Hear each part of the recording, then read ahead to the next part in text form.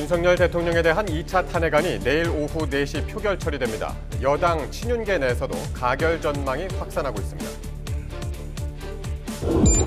윤 대통령이 법률안을 제거한 데 이어 대법관 후보자 임명 동의안도 국회에 제출했습니다.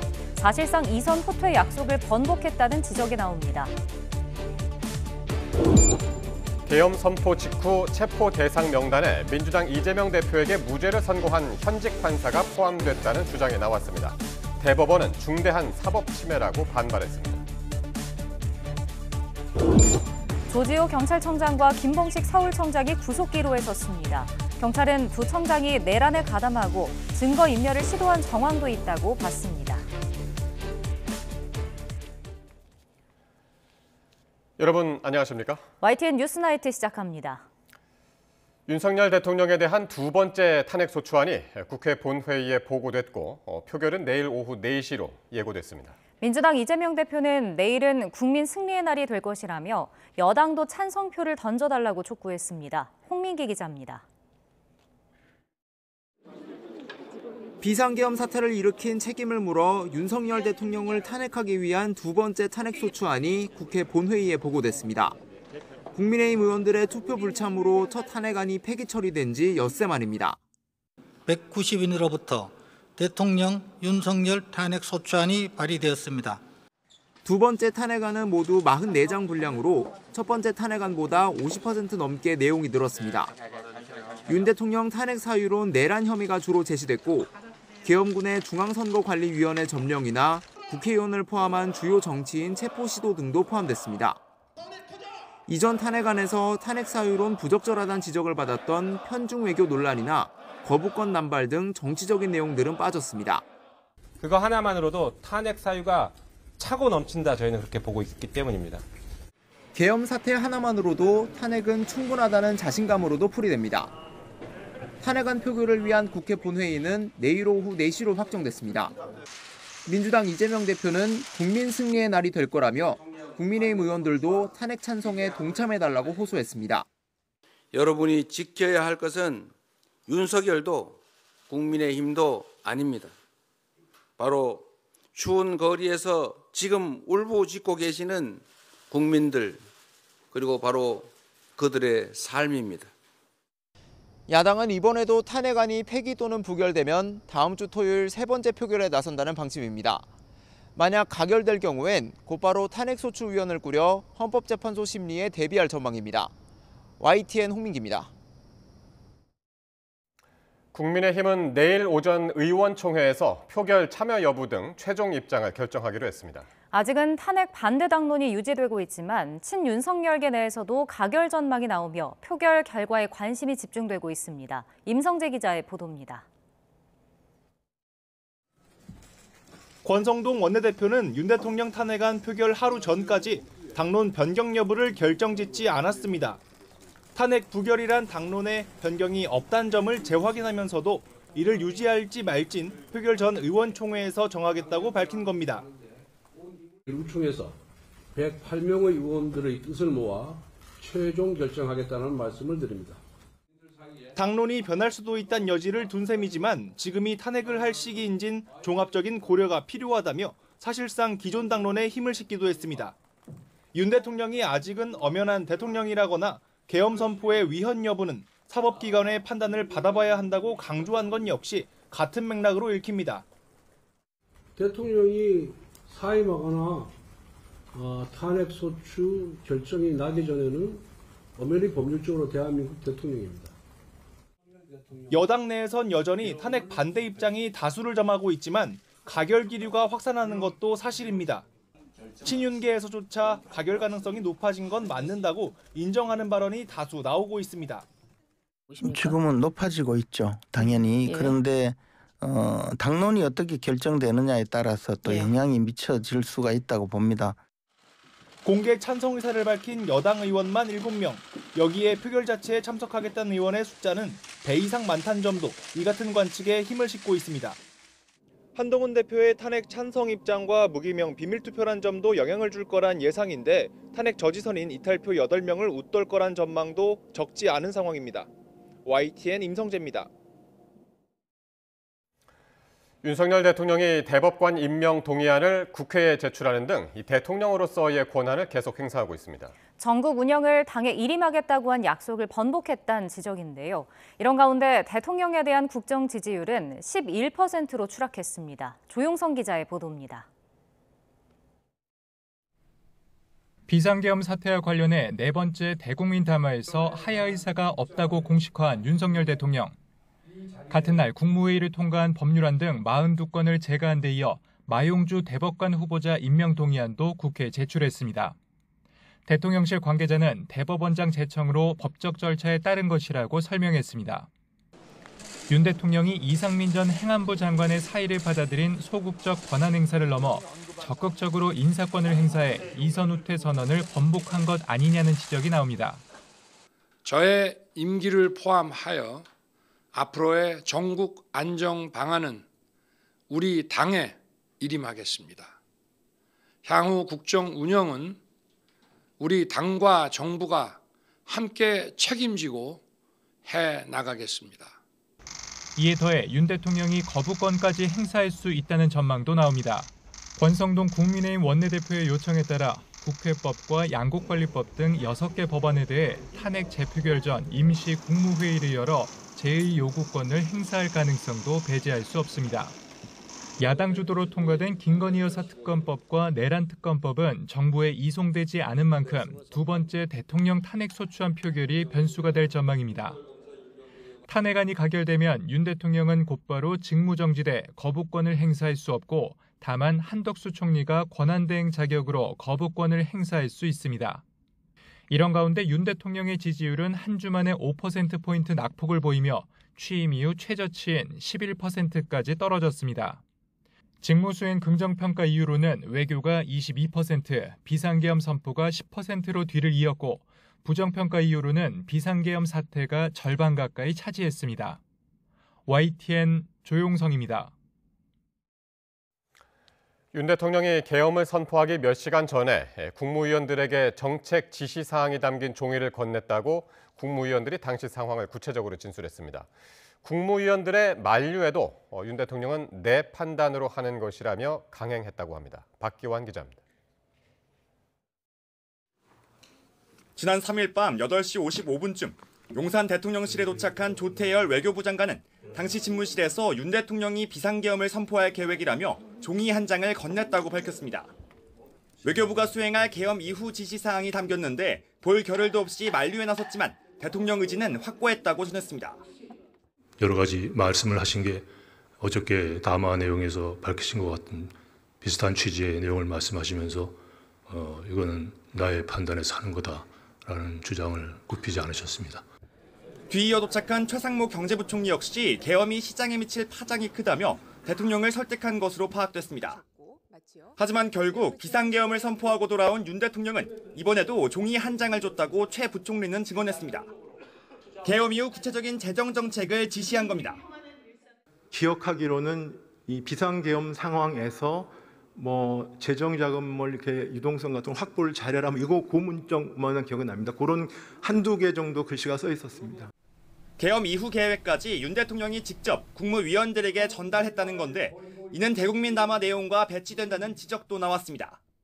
국회를 향해서 경고성 계엄을 하신 거면 이렇게 순차적으로 체계적으로 계엄 이후에 경제와 외교를 어떻게 해라라는 지시사항이 담겨있는 문건을 줄 리가 만무하죠. 대통령은 이걸 금방 끝낼 생각이 아니었던 거예요.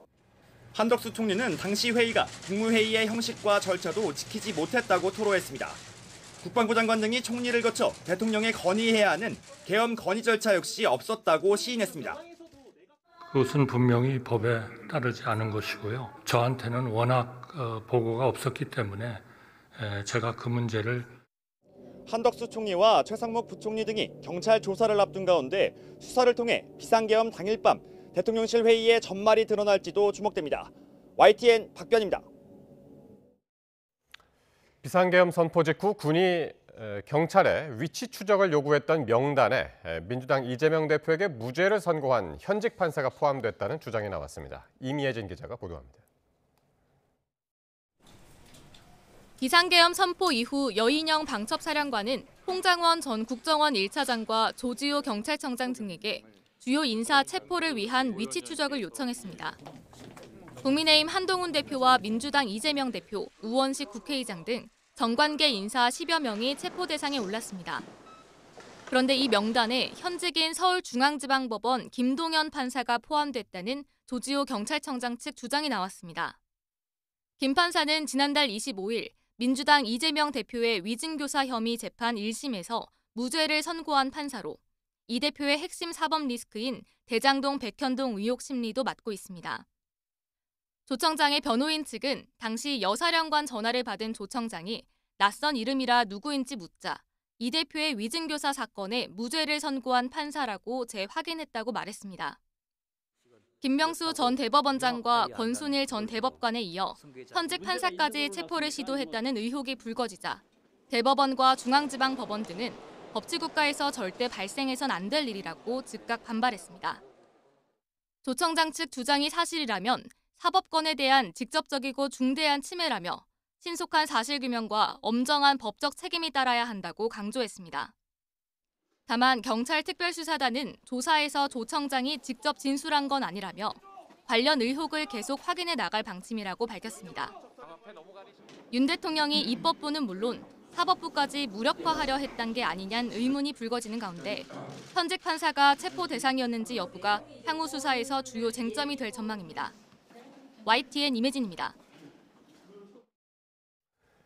경찰은 내란 사태 정점인 윤 대통령에게 출석을 요구하거나 체포영장을 신청하는 방안까지 검토하고 있습니다. 한남동 관저에 대한 압수수색도 배제하지 않고 있습니다. 정현우 기자입니다. 경찰청 국가수사본부 비상계엄 특별수사단은 지금까지 수사 상황을 설명하는 브리핑에서 윤 대통령에 대한 출석 요구 가능성을 언급했습니다. 아직 출석 요구를 하진 않았지만 검토하고 있다며 더 나아가 체포영장을 신청하는 방안도 내부적으로 검토하고 있다고 밝혔습니다. 구체적인 시기에 대해선 경찰과 군 관계자 등에 대한 조사가 정리되는 시점이 될 것으로 보인다고 덧붙였습니다. 계엄 당일 대통령의 지시 정황 등을 확인할 수 있는 통신 내역 영장과 한남동 관저에 대한 압수수색 영장을 신청할지도 살펴보고 있습니다. 앞서 경호처에 가로막혀 극히 일부 자료만 이미 제출받은 대통령실에 대해서도 압수수색을 다시 시도할지 들여다보고 있습니다. 계엄에 관여한 군인과 계엄 선포 전 심의국무회의에 참석한 국무위원에 대한 수사에도 속도를 내고 있습니다. 박안수 전 계엄 사령관 등 군 관계자 9명이 피의자로 입건된 가운데 참고인 4명을 불러 조사했습니다. 국무위원 중엔 조규용 복지부 장관 등 4명을 참고인으로 조사했는데 수사 결과에 따라 피의자 전환 여부를 검토할 계획입니다. 한덕수 국무총리의 조사 일정은 아직 조율 중이라고 밝혔습니다. YTN 정현우입니다. 내란죄 혐의를 받는 조지호 경찰청장과 김봉식 서울청장 등에 대한 구속 여부가 곧 결정됩니다. 김대근 기자가 보도합니다. 14만 경찰을 지휘했던 조지호 경찰청장이 수갑을 찬 채 법원에 들어섭니다. 비상계엄과 관련해 내란 중요 임무 종사자로 지목돼 구속영장 실질심사를 받게 된 겁니다. 윤석열 대통령 6번 전화해서 국회의원 체포하라고 지시한 거 맞을까요? 윤 대통령이 항명한 사실 있나요? 함께 구속영장이 청구된 김봉식 서울경찰청장은 영장 실질심사를 포기했습니다. 조 청장과 김 서울청장은 계엄 당일 국회로 진입하려는 의원들의 출입을 통제한 혐의 등을 받습니다. 하지만 영장심사에서 조 청장 측은 대통령의 부당한 지시를 3차례나 거부하며 비상계엄에 소극적으로 임한 건 물론 병투병 중이라며 불구속 수사를 받게 해달라고 주장한 것으로 알려졌습니다. 특히 대통령이 6차례에 걸쳐 전화를 걸어 의원들의 체포를 지시했지만 모두 묵살했다고 주장했습니다. 계엄군의 실행행위를 사실상 방해하고 저지하는 행위였기 때문에 영장이 기각해 주시기를 그렇게 기대하고 있습니다. 하지만 경찰특별수사단과 영장을 청구한 검찰은 두 청장이 증거인멸 정황이 있는 데다 국회 통제에 적극적으로 가담했다는 입장입니다. 조지호 청장과 김봉식 서울청장의 신병 확보 여부에 따라 내란 우두머리로 지목된 윤석열 대통령에 대한 수사도 영향을 받을 것으로 보입니다. YTN 김대근입니다. 경찰 특별수사본부는 조지호 경찰청장에 대해 최고 사형에 처할 수 있는 내란 중요 임무 종사 혐의를 적용했습니다. 배민혁 기자입니다. 경찰이 조지호 경찰청장과 김봉식 서울경찰청장에게 적용한 혐의는 내란 중요 임무 종사입니다. 경찰력을 이용해 의원들의 국회 출입을 막는 등 지난 3일 비상계엄을 함께 모의하고 핵심 임무를 수행했다는 겁니다. 경찰은 내란 혐의의 중심에 있는 윤석열 대통령과의 모의 정황으로는 계엄 전 이뤄진 삼청동 안가회동과 비화폰을 꼽았습니다. 비상계엄 선포 3시간 전에 윤 대통령과 조 청장 등 4명이 안가에 모였다며 CCTV를 확보해 분석 중이고 관련 압수수색도 진행할 수 있다고 밝혔습니다. 윤 대통령은 당시 선관위와 언론사 등 계엄 이후 접수할 장소가 적힌 A4 용지 한 장 분량의 이른바 지휘 서면을 조 청장 등에게 전달했습니다. 이후 조 청장은 이를 찢어버렸다고 진술했는데 경찰은 증거인멸을 시도한 것으로 봤습니다.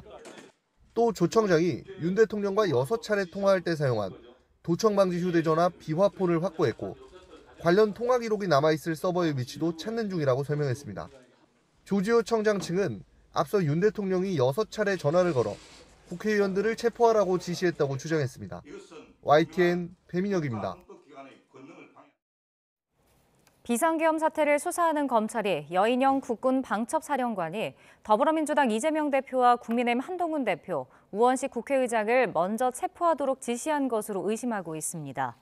검찰 비상계엄 특별수사본부는 오늘 여 사령관의 구속영장을 청구하면서 이 같은 내용을 영장에 담았습니다.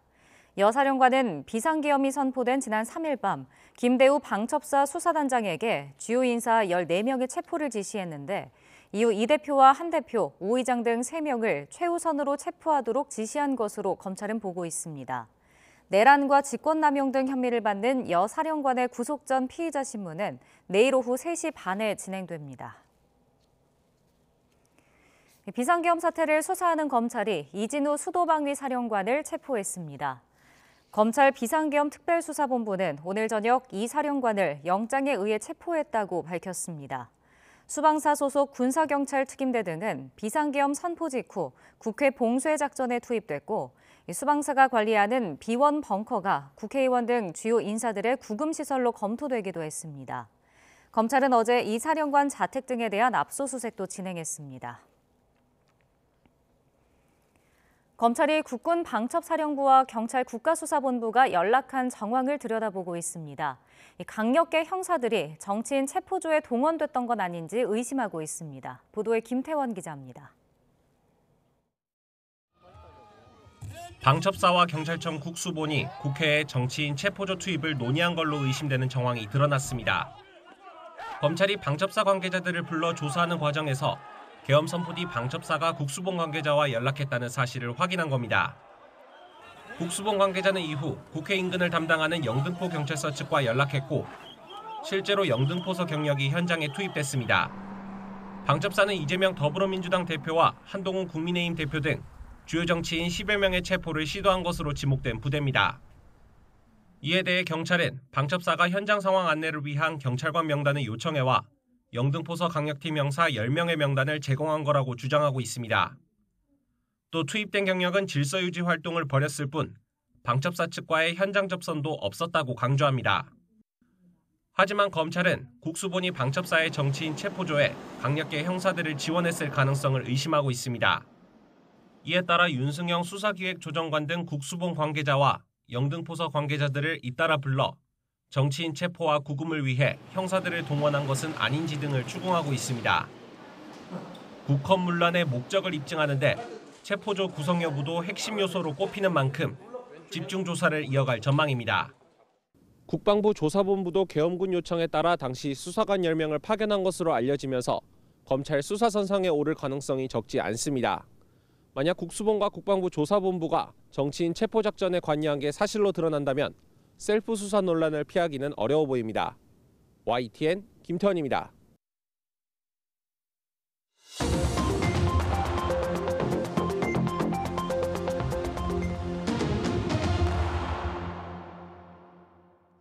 정치권 관심 뉴스 짚어보는 포커스 나이트 시간입니다. 오늘은 송영훈 국민의힘 대변인, 성치훈 민주당 정책위 부의장과 함께하겠습니다. 두 분 어서 오십시오.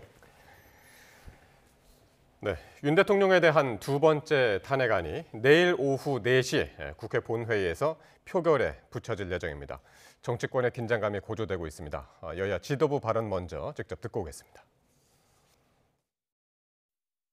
우리 당은 이번 계엄 선포가 잘못되었다는 점을 분명히 말씀드렸습니다. 분명히 잘못된 결정이었고 중대한 잘못이라는 점은 분명합니다.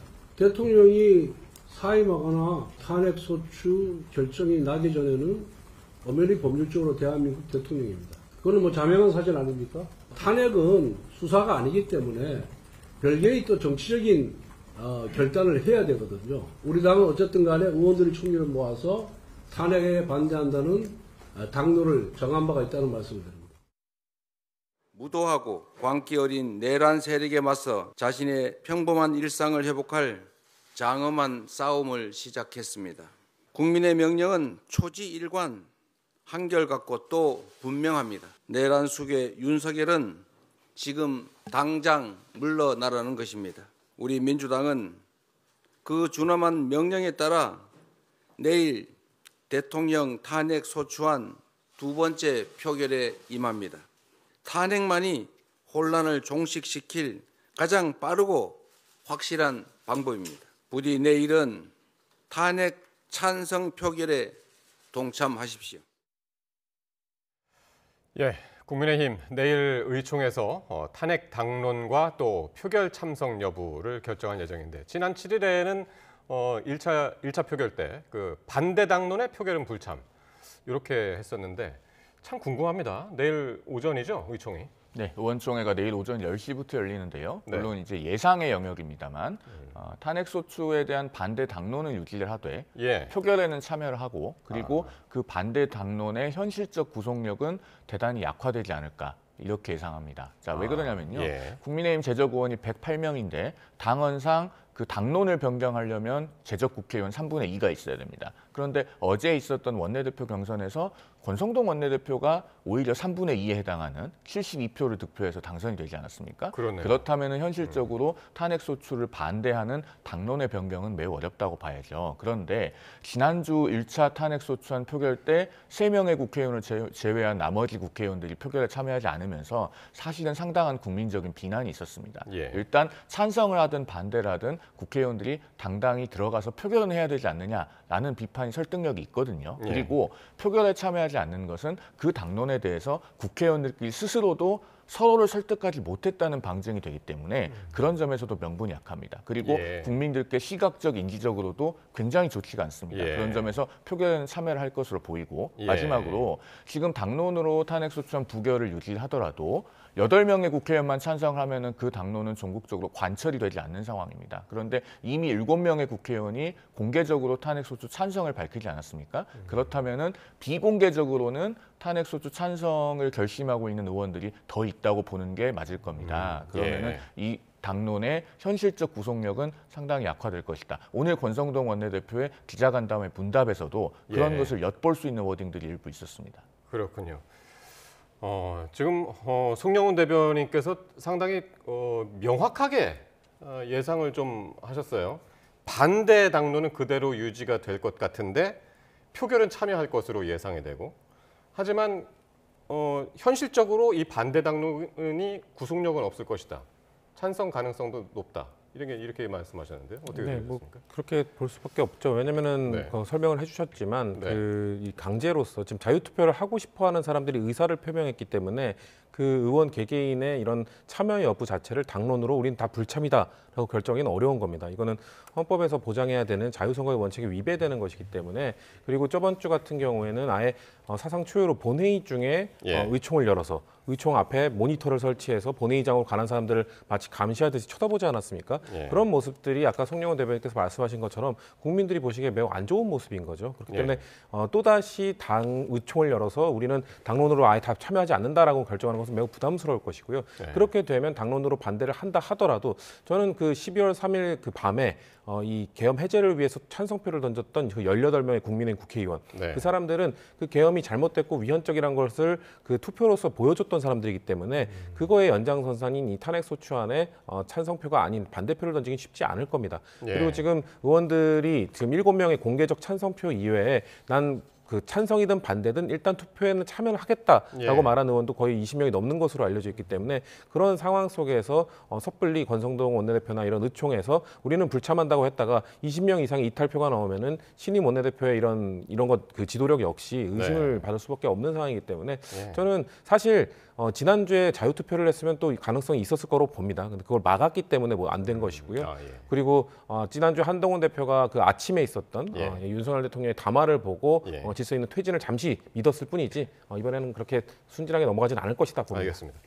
자, 지금 금방 속보가 들어왔는데요.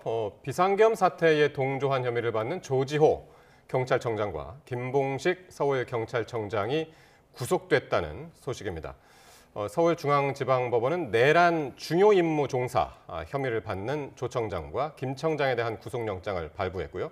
이들은 지난 3일 계엄 선포 당일에 경찰 인력을 동원해서 국회의원들의 국회 출입을 통제하는 등 내란에 관여한 혐의를 받고 있습니다. 좀 더 구체적인 소식이 들어오는 대로 또 전해드리도록 하겠습니다. 오늘 출연자들과 함께 내일 탄핵안 앞서서 국민의힘 의총 어떻게 될 것인가 예측을 하고 있었는데요. 아까 이제 뭐 구체적으로 이제 예상을 하셨습니다만은 지금 전반적으로 당 안의 분위기는 어떤가요? 이 탄핵에 대해서? 제가 전망하기로는 지금 7명의 국회의원이 공개적으로 찬성을 밝혔는데 공개를 하지 않았을 뿐이지 탄핵소추안 표결에 들어가면은 무기명 투표 아닙니까? 찬성표를 던질 의원들은 더 있다고 봅니다. 다만 그것을 공개적으로 언명하지 않을 뿐이죠. 그건 왜 그러냐면 지금 이제 매직 넘버가 1 아닙니까? 7분이 공개적으로 찬성을 잘 밝혔기 때문에 그 8번째 국회의원이 되는 사람은 본인이 실제로 탄핵소추안 가결에 영향을 미친 것 이상으로 훨씬 더 많은 비난을 받게 됩니다. 마치 그 사람의 선택 때문에 이 탄핵소추안이 가결되는 것처럼 비난이 한 사람에게 집중되기 때문에 그런 의사결정을 공개하기가 쉽지 않습니다. 아마 끝까지 그 8번째 국회의원이 자신의 의사를 공개하는 일은 나오기가 어려울 겁니다. 그게 지금 그 국민의힘 그 지지층의 오늘 여론조사 갤럽 결과를 보면요.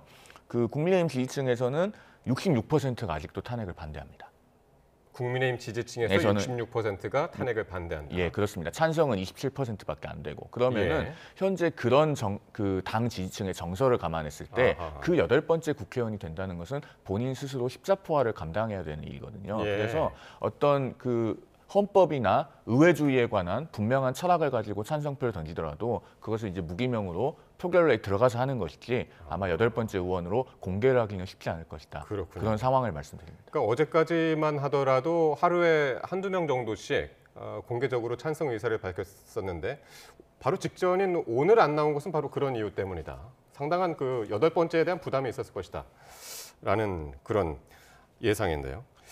그런데 사실 대통령이 어제 담화를 통해서 탄핵이든 수사든 당당히 맞서겠다라고 이제 했는데 이 얘기도 국민의힘 당 의총에서 영향을 좀 미칠까요? 어떻게 보십니까? 영향을 줄 수밖에 없죠. 왜냐하면 지난주 사실 대통령의 그 탄핵 그 표결 아침에 담화가 있기 전에 한동훈 대표가 사실 그 여인영 방첩사령관을 비롯해서 이 한동훈 대표를 비롯한 이 국회의원 정치인들에 대한 체포조를 가동했다라는 정보를 듣고 이거는 더 이상 지체할 수 없다라는 입장을 밝혔다가 토요일 아침에 있었던 대통령의 담화를 듣고 뭔가 입장이 좀 바뀌지 선회하지 않았었습니까? 그때 친한계 의원들의 생각은 대통령을 질서 있는 퇴진이라고 명분하에 뭔가 좀 하야 그래서 조기 대선 이쪽으로 좀 이끌고 가려는 생각이 있었던 거죠. 왜냐하면 대통령이 뭔가 자신의 임기 단축을 포함한 전국 안정 방향을 당에 일임하겠다라고 했기 때문이죠. 근데 지금 그게 어제 담화로서 완전히 깨져버린 거거든요. 대통령은 사실상 본인이 말했던 그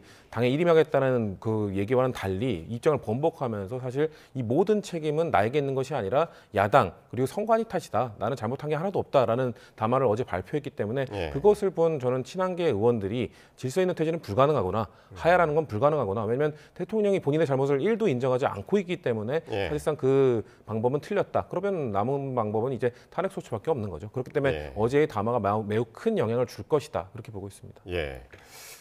탄핵이 되느냐 안 되느냐와는 별도로 어제 심야에 국민의힘 당 윤리위원회가 열렸고 여기서 제명과 출당에 대한 회의가 오간 것으로 아는데요. 일단은 결론을 못 냈죠. 그렇습니다.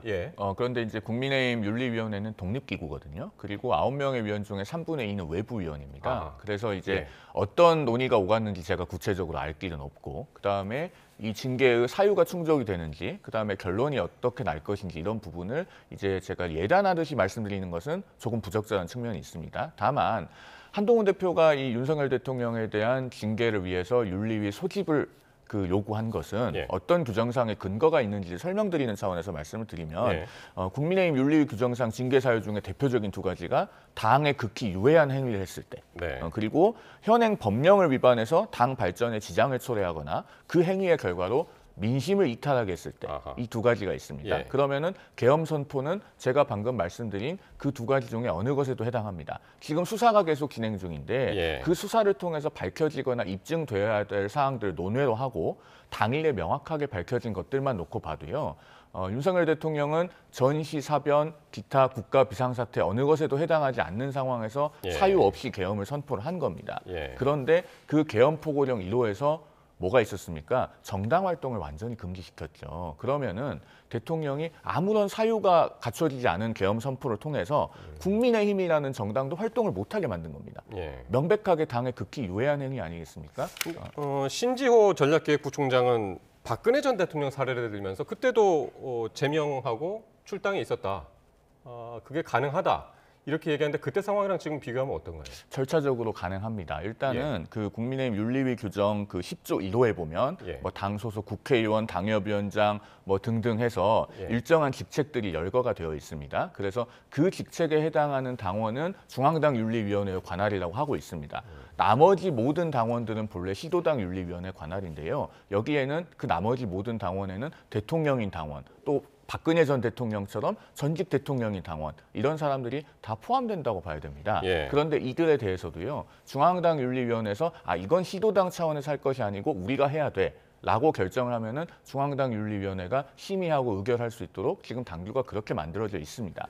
그래서 과거 홍준표 대표 시절에 박근혜 전 대통령에 대해서 윤리위가 그 탈당 권유를 했고요. 탈당 권고 징계가 내려지면은 10일 이내에 탈당을 해야 되는데 하지 않으면은 제명 처분을 즉시 할 수 있게 되어 있습니다. 그리고 당규상 그 제명 처분을 집행하는 것은 당 대표의 권한으로 되어 있거든요. 그래서 과거에도 홍준표 전 대표가 박근혜 전 대통령에 대한 제명 처분을 단행한 사례가 있습니다. 다만 그때와 좀 시기적으로 다르다면은 그때는 이제 탄핵 결정이 나온 이후에 이제 탈당과 출당 결정이 내려졌고 지금은 이제 그 전이라는 게 조금 이제 다른 그렇습니다. 그런 상황이 되고 그런데 지금 훨씬 더 사안이 엄중하기 때문에 사실 국민의힘은 지금 이 지점에 주목해야 됩니다. 어떻게 하면은 그 징계를 하지 않을까를 고민하기보다 어떻게 하면은 윤석열 대통령과 분리할 것인가를 고민해야 됩니다. 그렇지 않으면은 국민들께서 조금이라도 이런 그 계엄 선포를 한 대통령을 두둔하거나 비호하는 것처럼 보이면은 계속 당이 장기간에 걸쳐서 어려움을 겪을 수밖에 없다. 이런 거시적인 고민이 필요한 시점입니다.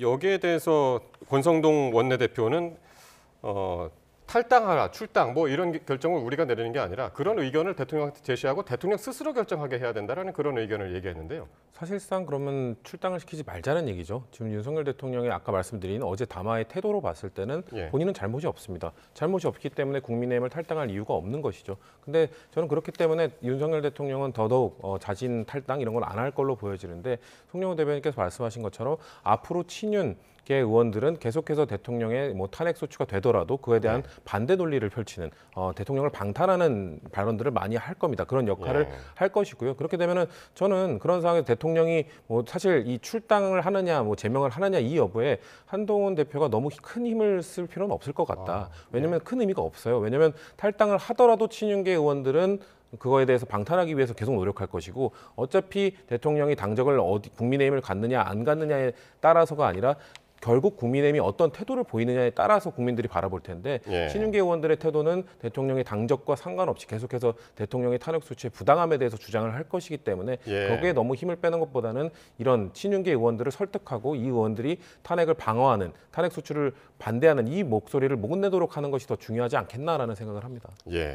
자, 그러면은 한번 그 초점을 한동훈 대표한테 한번 맞춰보겠습니다. 지금 같은 상황이면 가결되든 부결되든 상당히 이제 후폭풍이 거셀 듯한데 어느 경우가 더 타격이 있을까요? 가결될 경우 그리고 부결될 경우 한동훈 대표의 입장에서는 어떨까요? 부결이 현실적으로 일단 가능성이 매우 낮아 보여요. 그래서 일단 가결되는 상황을 가정해서 저희가 논의를 하는 게 더 효율적일 것 같긴 한데요.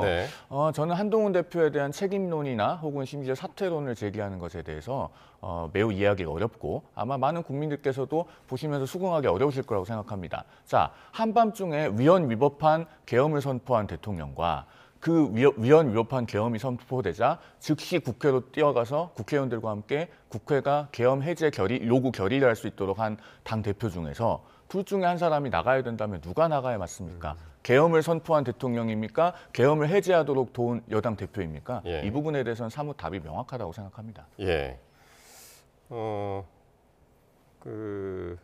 만약에 부결이 될 경우, 이거 부결이 될 경우는 지금 뭐 그 가능성이 극히 낮다고 했는데 그렇게 보십니까? 아니요, 저도 가결될 거로 보는데요. 가결될 가능성이 높다고 보는데 부결이 될 경우에는 국민의힘과 한동훈 대표가 같이 몰락할 수밖에 없을 것이고요. 왜냐면은 이 국민적 비판에서 자유로울 수 없기 때문에. 근데 가결이 된다면 한동훈 대표가 당분간은 좀 고난의 시간을 겪겠죠. 배신자 프레임도 친윤계에서 계속해서 주장할 것이고 이거에 대한 책임을 지고 대표직을 내려놔라 이런 요구도 계속 할 것이기 때문이죠. 근데 저는 그 고난의 시간을 버텨내는 것이 한동훈 대표의 앞으로의 정치적 이런 입지를 보여주는 그 시험대가 될 거라고 봅니다. 과거에 그 유승민 전 의원 사례와는 다른 것이 유승민 전 의원은 그 당시에 보수 진영의 뭐 차기 대권주자 1위로 올라서지 못했거든요. 그렇기 때문에 차기 대권주자 후보로 1위의 자리를 좀 유지하면서 조금 더 높여간다면 한동훈 대표가 버틸 수 있는 거거든요. 이 대선 후보의 입지가 그만큼 중요한 것이기 때문에 그러면은 저는 그걸 극복하고 어떻게 되느냐 그거를 고민하고 한동훈 대표가 가결을 좀 계속해서 일관되게 주장하는 것이 한동훈 대표를 살리고 또 국민의힘도 여전히 살 수 있는 희망을 좀 남기는 길이 될 거다. 부결되면 같이 몰락할 거라고 봅니다. 송 부의장은 이건 어떻게 보십니까? 지금 지도부에서 계속 한동훈 축출론 시나리오가 그동안 계속 나오지 않았었습니까? 사실 며칠 전만 해도 마치 현실화 될 것 같았죠. 왜냐면은 이 선출직 최고위원 5명 중에 친윤계가 3명이고 친한계가 2명인데 장동혁 최고위원이 자진 사퇴할 수도 있다라는 얘기가 나오면서 그런 가능성들이 좀 있었는데 사실 어제 아침에 있었던 대통령 담화 이후 장동혁 최고위원이 입장을 완벽하게 바꾼 걸로 보여지기 때문에 이 탄핵 소추 이후에도 장동혁 최고의 입장은 저는 변하지 않을 것 같다. 그렇게 되면은 아무리 이 한동훈 대표의 뭐 자진 뭐 이런 결정이 아니고서야 뭔가 친윤계 의원들이 뭔가 어쩔 수 없이 한동훈 대표가 물러나게 만드는 그거는 못할 것 같다. 그러면은 결국 정치적 책임을 지고 물러나라고 할 텐데 글쎄요, 그거는 탄핵 소추 이후에 과연 국민의힘 지지율이나 이런 것들이 어떻게 유지되는가 거기에 좀 힘이 실리겠죠. 만약에 탄핵 소추와 함께 같이 동반 몰락하게 된다면 그거에 대해서 책임을 져야 되는 상황이 올 수도 있으나 오히려 탄핵을 좀 통과시키면 국민의힘에 대한 뭐 중도 보수의 지지가 회복될 수도 있다고 보거든요. 그렇게 되면 한동훈 대표의 입지는 아직 유지될 가능성이 있는 거죠. 저희 당 얘기니까 이건 제가 좀 말씀을 드려도 될까요? 그 한동훈 대표와 국민의힘이 그동안 처해온 상황을 제가 학교에 한번 비유를 해보겠습니다. 이런 계엄 사태가 없어서 만약에 정상적인 헌정 스케줄대로 갔다면 대선이 한 2년은 남지 않았습니까? 그러면은 학교로 치면 한동훈 대표는 수능이 한 2년 남은 고등학교 1학년 학생에 비유할 수 있을 겁니다. 그런데 그동안에 학교 내신 시험 문제가 워낙에 특이했습니다. 정규 교육 과정을 배워서는 풀 수가 없는 수학 올림피아드 문제, 또 동경대학교 본고사 수학 기출 문제 이런 것들만 계속 출제가 되었던 거예요. 이번 계엄 사태를 보면서 우리 국민들께서 한동훈 대표가 얼마나 소통이 불가능한 대통령을 상대로 당정 관계에서 고군분투했는지 이제 확인을 하셨을 겁니다. 그래서 그런 특이한 시험 문제를 풀다가 이준석 학생 같은 경우는 전학을 갔고 또 어떤 학생은 중도에 퇴실하고 뭐 이러지 않았습니까? 그런데 한동훈 대표는 어쨌든 그런 어려운 문제를 어떻게든 풀어보겠다고 애를 써왔습니다. 그런데 이제는 심지어 어떤 문제가 출제되고 있느냐. 내일 저녁에 하늘에 날아갈 새는 몇 마리인가 이런 수준의 문제가 출제되고 있고 심지어 그 교장 선생님은 이 문제를 맞추든 틀리든 퇴학시키겠다고 하고 있고 심지어는 오늘부터는 학교에 등교하면 소년원에 보내겠다 지금 이런 일까지 일어난 상황입니다. 그러면 이런 상황에서 그 한동훈 학생을 퇴학시키겠다고 하면은 국민들께서 보고 어떻게 생각하시겠습니까? 그러니까 지금 송 대변인이 말씀하시는 것은 이제 한동훈 대표가 당을 나가거나 쫓겨나거나 이제 내려오거나 그런 가능성 그러지 않아야 될 그럼 만약 그렇게 된다면 이제 그런 부당성을 지금 말씀을 하시는 건데 그렇습니다. 현실적으로 이게 그럴 가능성이 있는 겁니까 없는 겁니까? 한동훈 대표는 아마 물러날 생각이 없을 겁니다. 그렇죠. 왜냐하면 아까도 제가 말씀드렸지만 계엄을 선포한 대통령과 헌법적인 책무를 다하기 위해서 정치인으로서의 책무를 다하기 위해서 계엄이 해제되도록 즉각적인 노력을 한 여당 대표 중에 누가 나가야 됩니까? 아무런 나가야 될 만한 당위성을 찾아볼 수가 없죠. 자, 상황이 이렇게 복잡 미묘하게 흐르다 보니까 일각에서는 국민의힘의 분당 가능성도 지금 거론이 되고 있는데요. 민주당 박지원 의원의 발언이었는데 김경진 전 국민의힘 의원 발언까지 함께 듣고 오겠습니다. 내일 탄핵은 약 30여 표 이상 차이가 나서 가결된다. 그렇게 봅니다. 저는 국민의힘은 내일 탄핵 가결이 되면은 분당의 길로 간다. 그렇게 예측합니다. 제가 건방진 말로 지금까지 정치 예측을 해서 99% 맞았습니다. 혹시 하신 말씀 있으실까요? 그 분당 가능성. 저도 제로예요. 시계 제로? 분당 가능성 제로예요. 아, 분당 가능성 제로. 왜냐면 이게 나가면 다 그냥 3당, 4당이 소멸했던 전례가 워낙 한국 정치 역사상 분명하기 때문에 어느 쪽도 이제는 그 당 안에서 싸우지 나가는 건 없을 거예요. 분당이냐 아니냐 두 분의 의견이 엇갈렸습니다. 성 부의장은 어떻게 보십니까? 전 박지원 의원의 예측력을 좀 신뢰를 하는 편인데 이번에는 좀 입장이 다른 것 같습니다. 저는 뭐 분당은 안 될 거라고 보고요. 왜냐하면 뭐 집 나가면 고생이란 말이 있듯이 사실상 지금까지 이 거대 정당에서 이탈한 쪽이 항상 좀 고생을 해왔고 그리고 결국 다시 다 돌아오는 결과로 귀결됐었거든요. 국제 정치에서 그 세력 균형 이론이라는 게 있습니다. 그러니까 양 국가 간의 세력이 좀 그래도 비슷하게 유지가 될 때 전쟁 가능성이 가장 낮다라는 이론인데 저는 이게 국민의힘 이 사정에도 지금 들어맞을 수도 있다고 봅니다. 왜냐하면 친한계와 친윤계가 지금 친윤계의 그 물리적 숫자는 더 많습니다. 70 이번에 원내대표 선거 결과에 나왔던 72대 34, 뭐 그게 완벽하게 친윤 대 친한 표를 볼 수는 없지만 대강의 세력으로 봤을 때 친윤 세력이 더 앞서는 건 맞습니다. 근데 대표직을 지금 한동훈 대표가 또 갖고 있잖아요. 그리고 차기 대권 후보로서의 지지도 지금 한동훈 대표가 보수 진영에서 지금 1등을 달리고 있기 때문에 그런 균형이 맞춰지고 있는 상황이기 때문에 서로 안 나가려고 할 겁니다. 서로 쫓아내고 싶어도 본인이 안 나가는 게 아니라 누군가가 나가서 당을 결국 차려야 되는 건데 그 역할을 서로 거부할 것이기 때문에 계속해서 싸우긴 할 거지만 저는 분당까지는 가지는 않을 것이다라고 보고 있습니다. 그렇군요. 근데 이제 이 분당 얘기가 왜 나오냐면 앞서 그런 사례가 있었죠. 박근혜 전 대통령 탄핵 때 그때 자유한국당하고 바른정당으로 이제 둘로 쪼개지지 않았습니까? 그래서 이런 얘기가 또 나오는 것 같아요. 그때 그 바른정당 프로젝트는 결국 3년이 지나서 판명된 것이 실패 아니겠습니까? 그 결과가. 그래서 아마 그런 학습 효과가 있기 때문에 분당은 저도 없을 걸로 봅니다. 그리고 박지원 의원께 제가 한 말씀 드리자면 남의 당이 깨지려고 고사를 지내는 그런 정치는 얼마나 저급한 정치입니까? 그래도 5선 의원이고 그 야당에서는 원로이신데 이런 식의 정치는 좀 지양했으면 좋겠습니다. 분당은 절대 없을 것이다. 두 분의 예측이 이제 같았는데요. 어제 대국민 담화를 발표한 그 윤 대통령이요. 이 얘기를 한번 해보죠. 곧바로 국회에 대법관 임명 동의안을 제출했습니다. 바로 어제 인사권을 행사한 건데 사실상 업무 복귀를 한 것이다. 이건 이제 7일 날 그 당시에는 모든 것을 이제 당에 일임하겠다라고 하고 이 선으로 물러난 듯한 이야기를 했었는데 이제는 적극적으로 좀 권한을 행사하는 것 같은 느낌이어서요.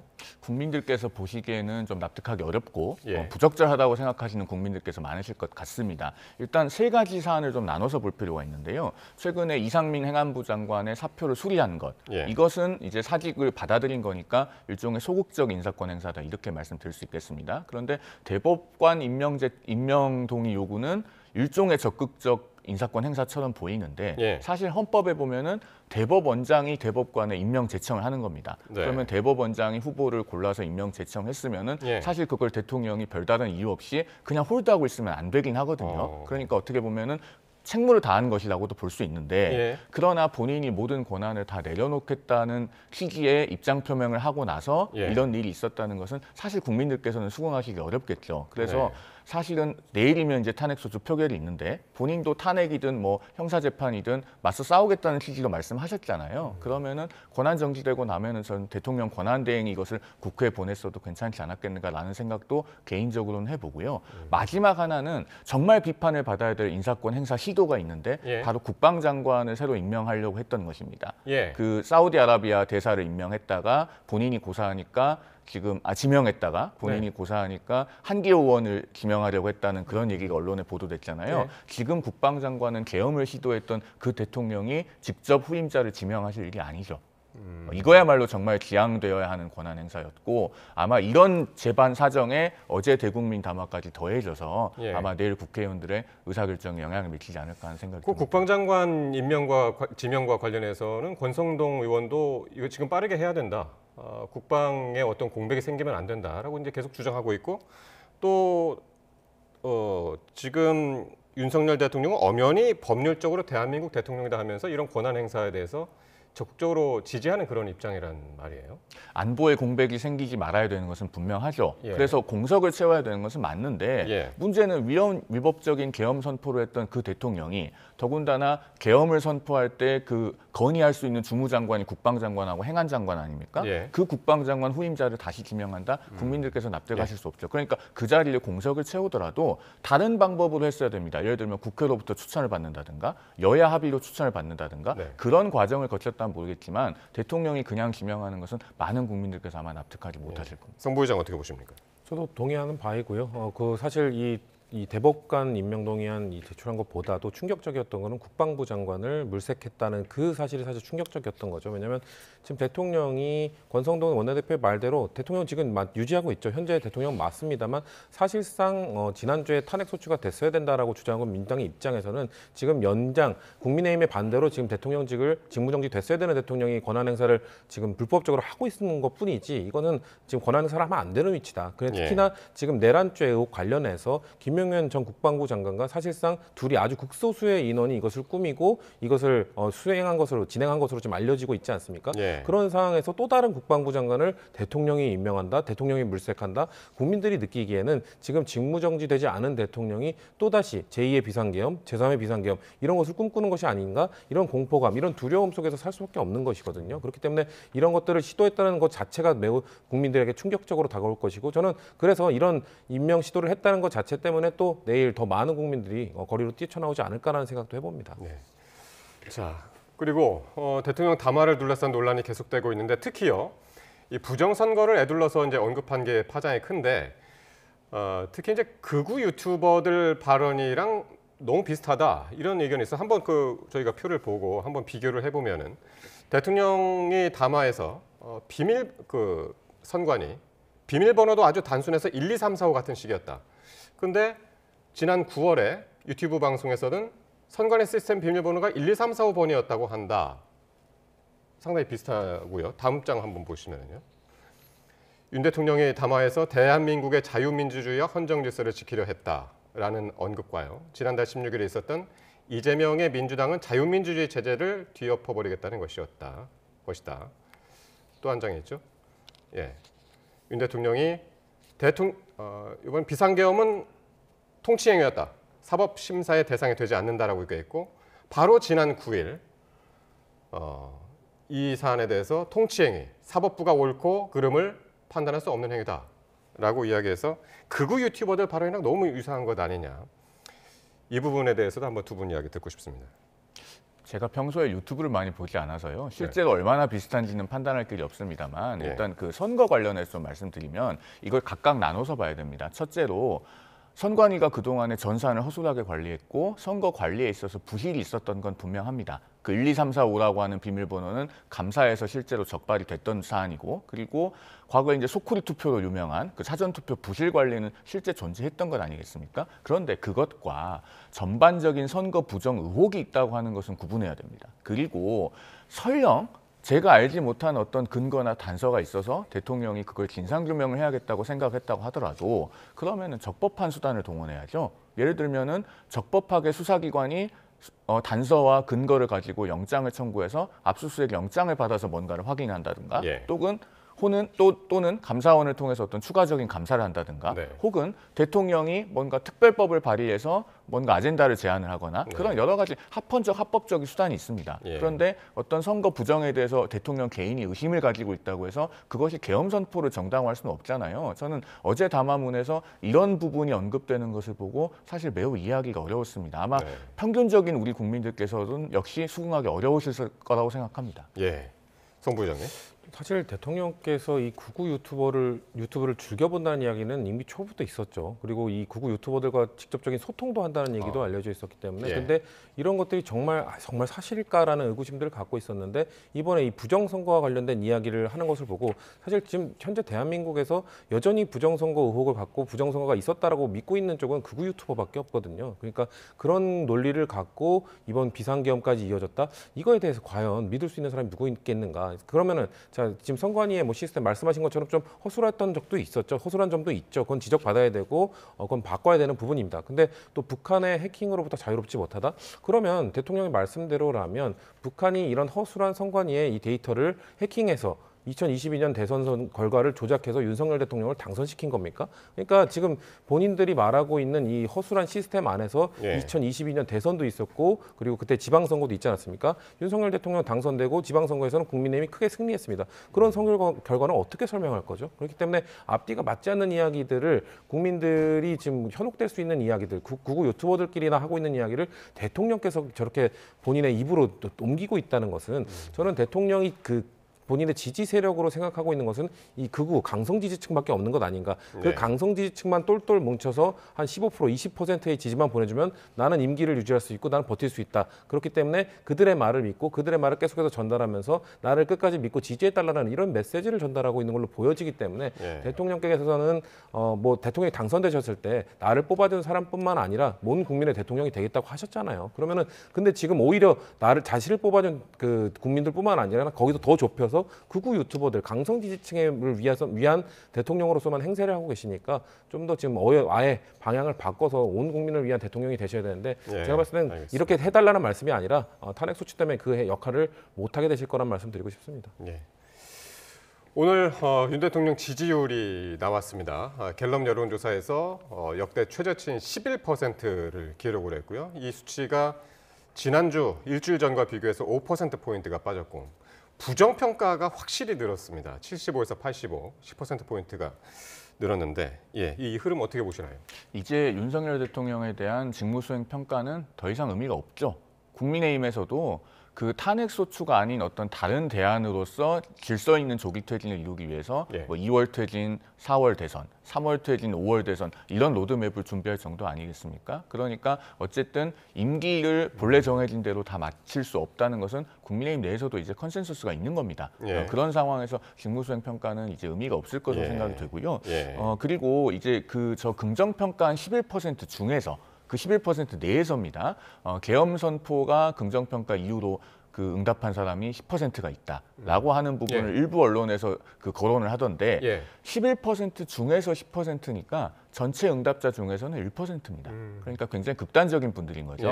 다만 여기서 이제 우리가 유의해야 될 것은 지금은 저 퍼센티지가 1%입니다. 그런데 그 1%가 더 늘어나는 그러니까 확대되는 상황이 되지 않도록 기성 정치권, 특히 국민의힘에서 굉장히 많은 노력을 기울여야 됩니다. 어떻게든 보수의 건강성을 유지하고 헌법과 의회주의를 중시하는 그런 건전한 보수의 모습을 되찾아야 되거든요. 혹시라도 어떤 극단적인 세력에 맹종하거나 부안해동하면서 일시적인 정치적 이익을 누리려고 하는 그런 시도는 없어야 되겠다라는 말씀을 드립니다. 정말 이제는 뭐 지지율이 의미 없다는 말씀에 정말 비애가 느껴지는데요. 어쩌면 지금 오늘 나온 이 긍정 11%가 저는 윤석열 정부에 대한 한국갤럽 마지막 국정 지지율이 될 수도 있다라고 생각합니다. 왜냐하면 탄핵 소추가 되면 국정 지지율 조사를 하지 않겠죠. 그렇기 때문에 의미가 없는 것이고, 사실 우리가 이 매주 이 금요일 이 시간에 이 갤럽의 이 지지율을 다루지 않았습니까? 예. 사실 화수에 많은 조사가 이루어지고요. 목요일 날은 보통 이렇게 그 조사가 좀 응답이 적었던 세대, 응답이 적었던 뭐 지역 이쪽에 대한 조사만 좀 이루어지거든요. 예. 그렇기 때문에 어제 아침에 있었던, 어제 오전에 있었던 대통령의 담화가 어떻게 보면 좀 반영이 덜 된 겁니다.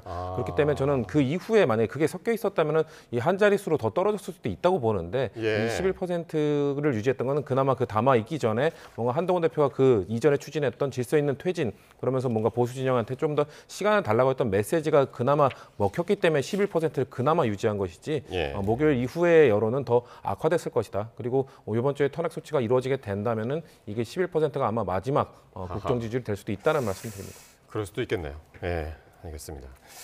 수사 상황 잠깐 점검을 해보겠는데요. 이 비상계엄 당시에 이 정치인 체포 지시 여부를 둘러싼 논란이 아주 뜨거운데, 당시 그 명단에 현직 판사도 포함됐다는 주장이 나왔는데, 그게 오늘 지금 조금 전에 이제 구속이 됐다는 소식 들어왔었는데, 조지호 경찰청장 측에서 나온 이야기입니다. 김동현 판사인가요? 이거 어떤 이야기죠? 그러니까 조지호 경찰청장이 지금 본인의 변호인에게 밝혔다는 것 아닙니까? 그 윤석열 대통령으로부터 체포 대상 명단을 들을 때 한 10여 명 있었는데, 그 중에서는 이재명 대표에 대해서 최근 위증교사 사건 1심 무죄 판결 선고했고, 대장동 백현동 사건에 지금도 재판장을 맡고 있는 서울중앙지방법원 김동현 부장판사가 포함되어 있었다. 김동현이라는 이름을 들었는데 본인이 생소해서 누군지 물어보니 위증교사 사건 재판장이라고 하더라. 라는 내용입니다. 그런데 너무 충격적이어서 사실 믿기가 어려운데요. 이거 정말 사실인지 여부를 정확하게 꼭 가려서 만약에 사실이라고 하면 정말 엄중하게 처벌해야 됩니다. 이게 사실이면요, 대통령은 그냥 볼 것도 없이 헌법에 적인 거예요. 그리고 과거에 법률가였던 분이라고는 도저히 믿을 수가 없는 겁니다. 어떤 이유로도 이것은 변명도 할 수 없고 뭐 어떠한 구실도 붙일 수 없는 것입니다. 정확하게 사실관계를 가려야 된다고 생각하고, 오늘 대법원에서 입장을 냈던데 그 입장조차도 사실은 대단히 완곡한 표현이 아닐까 싶을 정도로 이것은 정말 충격적이고 사실이라면 잘못된 사건입니다. 사실 이번에 윤 대통령이 비상계엄을 선포한다는 이유 중에서 하나가 거대 야당이 검사 탄핵을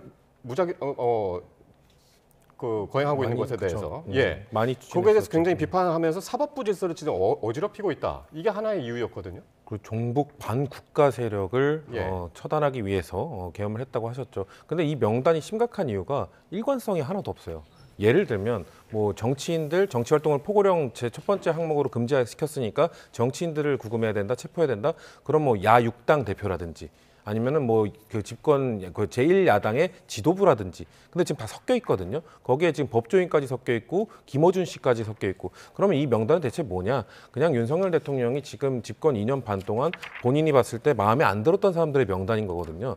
그렇게 되면은 이 윤석열 대통령은 본인이 마음에 안 들었던 사람들을 체포하기 위해서 비상계엄을 선포한 것이나 다름없는 겁니다. 매우 심각한 사태로 볼 수 있죠. 그렇기 때문에 이 명단이 단순히 뭐 여야 뭐 정치인들 뭐 뒤죽박죽 섞여 있는 이 정치인을 어떻게 체포하라고 하지, 여기서 충격적인 것뿐만 아니라 이 기준, 윤석열 대통령의 개인적 그냥 호불호가 담겨있는 기준이라는 것이 대통령이 얼마나 이 대통령에 주어진 권한을 본인의 이런 사적 그런 욕망을 채우기 위해서 사용했는지 남용했는지가 밝혀진 것이기 때문에 이것이 명백하게 좀 사실로 좀 더 드러난다면 전 대통령에 대한 처벌이 더 강화될 것이다라고 보고 있습니다. 사실 이 얘기가 김동현 판사도 그 체포자 명단에 포함이 됐다라고 하는 게, 사실 원래는 이 경찰 조서에 있는 것처럼 처음에 보도가 됐다가 경찰이 부인을 했죠. 조서에 이런 내용 없다고. 그래서 이제 조금 전에 이제 송 대변인께서 이게 변호인한테 이야기한 거다라고 했는데, 경찰한테는 왜 이 얘기를 그럼 안 했을까요? 글쎄요. 저도 그 부분은 실제 조사 과정에서 문답이 어떻게 이루어졌는지를 확인을 못했기 때문에 왜 그랬는지는 알기는 어렵습니다만은, 굳이 조지호 경찰청장이 저 부분을 꾸며내서 이야기해야 될 만한 동기도 찾아보기 어려워요. 그렇기 때문에 지금 어쨌든 명확한 사실관계를 규명은 해야 되겠습니다만은, 그래서 아직 단정하진 않습니다만은 그렇다고 저것을 일부러 거짓말했을까, 본인의 변호인에게 그런 의문이 또 여전히 들죠. 그렇기 때문에 마냥 배척하기도 어려운 이야기라는 생각이 듭니다. 이제 수사의 정점은 결국에는 윤 대통령을 향하고 있는 것은 분명해 보이는데 경찰이 용산 대통령실에 대해서는 이미 강제 수사를 한번 시도를 했었죠. 그렇죠. 다시 시도할 가능성과 또 이제 관저에 대한 압수수색 이것도 지금 이제 바라보고 있는 것 같은데 어떻게 보시나요? 좀 빠르게 해야죠. 지금 사실 그 대한민국 경찰의 수장이 전 경찰청장이 이 중요 임무 종사 혐의로 지금 이제 구속이 됐습니다. 그리고 많은 장성들, 많은 사령관들 역시 그 체포되고 이런 상황에 있습니다. 그 대한민국의 경찰의 수장 그리고 장성들 움직일 수 있는 사람 누굽니까? 사실 대통령밖에 없잖아요. 그러니까 대통령이 이 모든 사태에 책임을 져야 되는 것이고 그렇기 때문에 그들에 대한 구속영장에 내란의 우두머리로 대통령이 이렇게 피의자 윤석열로 써 있는 것인데요. 근데 지금 아까 말씀하신 것처럼 압수수색을 지금 대통령 경호처가 막았죠. 근데 이번 주 내일 있을 이 탄핵 소추가 이루어지고 나고 직무정지가 되게 된다면 경호처의 이런 대통령을 보호하기 위한 이런 움직임들이 약화될 거라고 봅니다. 그러면 전 다음 주에 오늘 내일 탄핵 소추가 이루어지면 다음 주 중에 압수수색, 뭐 또 관저에 대한 압수수색, 또는 대통령의 뭐 긴급 체포까지도 충분히 다음 주에 다 이루어질 수 있다고 보고 있습니다. 탄핵에 어느 정도 영향을 받을 것이죠. 수사 역시. 알겠습니다. 여기까지 듣도록 하겠습니다. 지금까지 송영훈 국민의힘 대변인 그리고 성지훈 민주당 정책위 부의장이었습니다. 고맙습니다.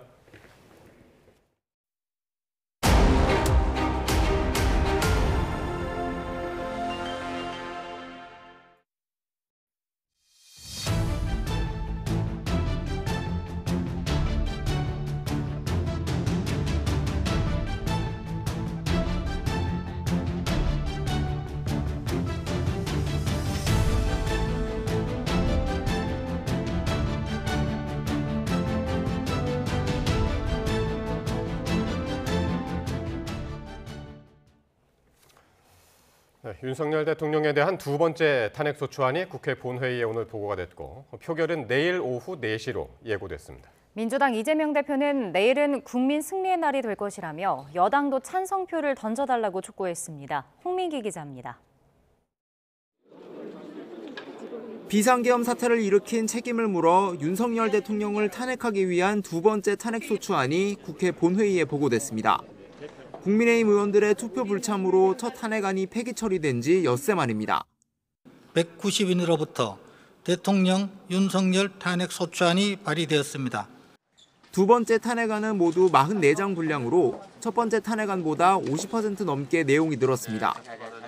윤 대통령 탄핵 사유론 내란 혐의가 주로 제시됐고 계엄군의 중앙선거관리위원회 점령이나 국회의원을 포함한 주요 정치인 체포 시도 등도 포함됐습니다. 이전 탄핵안에서 탄핵 사유론 부적절하다는 지적을 받았던 편중 외교 논란이나 거부권 남발 등 정치적인 내용들은 빠졌습니다. 그거 하나만으로도 탄핵 사유가 차고 넘친다 저희는 그렇게 보고 있기 때문입니다. 계엄 사태 하나만으로도 탄핵은 충분하다는 자신감으로도 풀이됩니다. 탄핵안 표결을 위한 국회 본회의는 내일 오후 4시로 확정됐습니다. 민주당 이재명 대표는 국민 승리의 날이 될 거라며 국민의힘 의원들도 탄핵 찬성에 동참해달라고 호소했습니다. 여러분이 지켜야 할 것은 윤석열도 국민의힘도 아닙니다. 바로 추운 거리에서 지금 울부짖고 계시는 국민들 그리고 바로 그들의 삶입니다. 야당은 이번에도 탄핵안이 폐기 또는 부결되면 다음 주 토요일 세 번째 표결에 나선다는 방침입니다. 만약 가결될 경우엔 곧바로 탄핵소추위원을 꾸려 헌법재판소 심리에 대비할 전망입니다. YTN 홍민기입니다. 국민의힘 권성동 원내대표가 윤 대통령 탄핵안 찬반 표결 당론은 내일 의원총회에서 108명 의원의 뜻을 모아 최종 결정하겠다고 밝혔습니다. 권 원내대표는 기자간담회를 열어 지금 당장은 탄핵 반대가 당론이지만 허심 탄회하게 의견을 나누고 신중하게 결정을 내리겠다고 말했습니다. 또 당론이 결정되면 당론에 충실히 따라달라고 의원들에게 호소하는 수밖에 없지만 당론을 강제할 방법은 없다고 덧붙였습니다. 윤 대통령에 대한 2차 탄핵안 표결이 임박하면서 국민의힘 내 계파 갈등도 격해지고 있습니다. 한동훈 대표가 탄핵안 찬성 의사를 밝히고 공개 행보를 자제하는 사이 친윤석열계 반발은 거세지는 분위기입니다. 김다연 기자입니다. 국민의힘 윤상현 의원은 한동훈 대표 측근으로 분류되는 조경태 의원의 윤석열 씨 호칭에 날을 세웠습니다. 본인은 탄핵당에 쫓겨난 박근혜 전 대통령도 대통령으로 예우한다며 왜 여당이 앞장서서 대통령을 단죄하려 하냐는 겁니다. 박근혜 대통령이라고 호칭하고요. 이재명 대표한테도 이재명 씨라고 얘기 안 합니다. 계엄 사태가 호칭 문제를 둘러싼 신경전으로까지 옮겨붙은 가운데 친윤석열계는 한 대표의 지도력, 리더십을 문제 삼고 있습니다. 당론과 다른 탄핵안 찬성 의견을 갑자기 공개적으로 밝혔고 대통령 출당을 논의하기 위한 윤리위원회 소집도 일방적이었다는 반발입니다. 우리 당이 온전히 우리 받아들여서 고쳐나갈 그 계기로 계속해서 상기해야지 그런 식으로 괜히 이렇게 멀어지고 이런다 그래가지고. 한 대표 측은 대표가 탄핵 찬성으로 뜻을 바꾼 건 대통령이 약속을 어겼기 때문이라며 여전히 당의 탄핵 공포가 국민의 계엄 공포보다 더 우선시되는 가치냐고 역공했습니다. 대통령 본인이 법적 심판을 받아보겠다고 하는데 왜 막겠다고 하는지 모르겠다며 친윤계 논리를 지적했습니다. 탄핵소추안이 의결이 되면 본인이 직접 방어권을 행사하겠다 이런 말씀을 하고 계시잖아요. 일각에선 탄핵안 통과 시 한동훈 지도부가 책임을 져야 한다는 목소리도 나오는데 이에 친한계는 계엄을 막은 지도부가 왜 사퇴해야 하느냐고 반문하고 있습니다. 정당한 계엄을 발동한 대통령을 왜 못 지켰느냐 그거 아닙니까? 1차 탄핵안 폐기 뒤 처음 공개적으로 탄핵 찬성 입장을 낸 김상욱 의원은 국회 앞에서 1인 시위를 이어갔고 이 과정에 계엄은 정치 행위란 취지로 발언한 윤상현 의원과 설전이 오가기도 했습니다. 계엄 사태 이후 몸을 낮추던 친윤계가 강하게 목소리를 내기 시작하면서 계파 갈등 양상도 뚜렷해지고 있습니다. 권성동 원내대표는 한동훈 대표와 중요한 현안을 충분히 논의하겠다고 밝힌 바 있는데 당 내홍의 키를 쥔 건 이들의 소통 의지란 지적도 나옵니다. YTN 김다현입니다.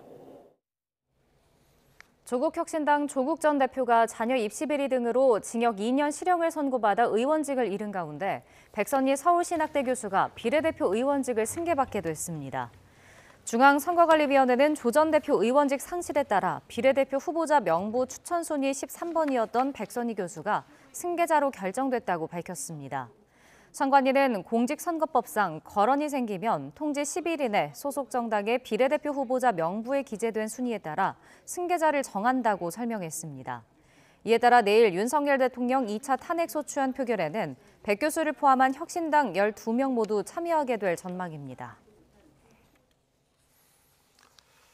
네, 12.3 내란 사태에 깊숙이 가담한 혐의를 받는 조지호 경찰청장과 김봉식 서울경찰청장이 구속됐습니다. 법원은 증거를 인멸할 염려가 있다고 설명을 했는데요. 취재기자 연결해서 알아보겠습니다. 윤태인 기자, 자세한 내용 좀 설명해 주시죠. 네, 오늘 오후 3시쯤 조지호 경찰청장과 김봉식 서울경찰청장에 대한 구속영장 실질심사가 열렸는데 법원은 두 사람에 대한 구속영장을 발부했습니다. 국회로 진입하려는 의원들의 출입을 통제하는 등 내란에 가담한 혐의인데요. 법원은 이들이 증거를 없앨 우려가 있다고 판단했습니다.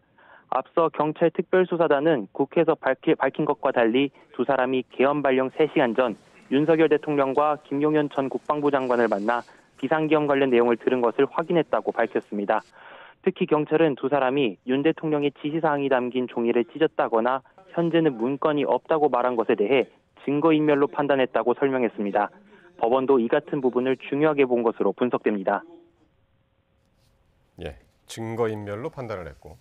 근데 앞서 조지호 경찰청장이 이번 비상계엄 사태와 관련해서 자신의 혐의를 부인했다고요?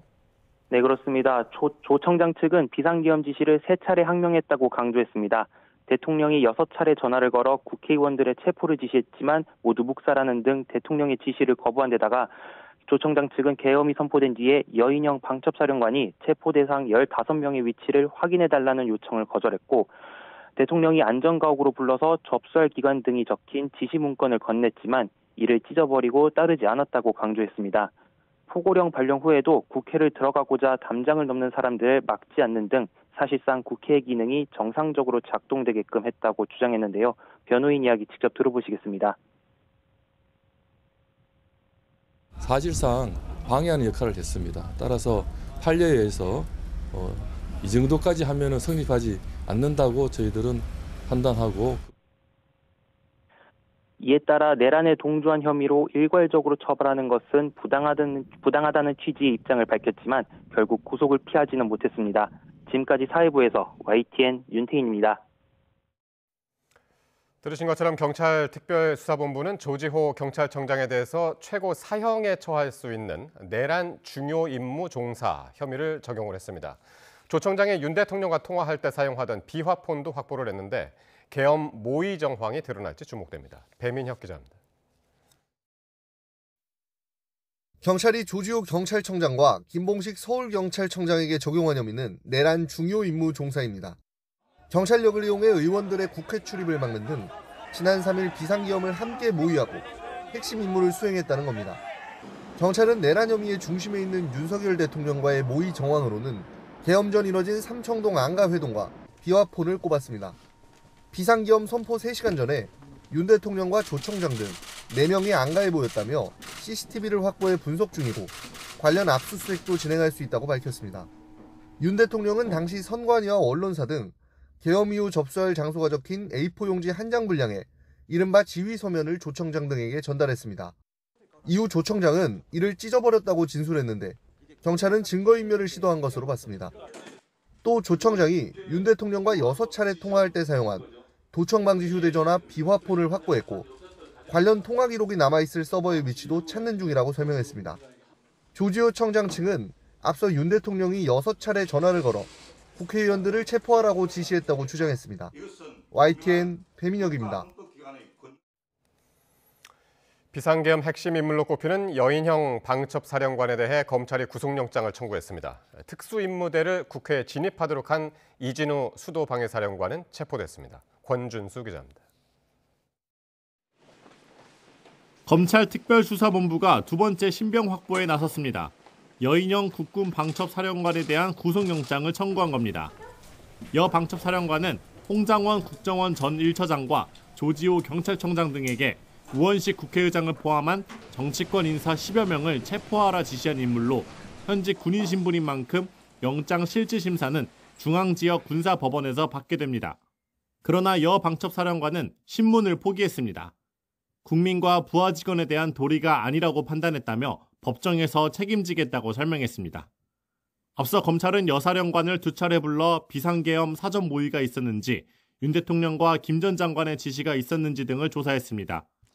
여 사령관은 비상계엄 핵심 인물로 윤 대통령과 김 전 장관이 졸업한 충암고 출신, 이른바 충암파로 꼽힙니다. 여 사령관 측은 윤 대통령이 수개월 전부터 계엄을 언급했지만 본인은 여러 차례 계엄 추진을 만류했다는 입장으로 알려졌습니다. 이와 함께 검찰은 수도방위사령부 군사경찰 특수임무대를 국회 봉쇄작전에 투입한 이진우 수도방위사령관을 체포했습니다.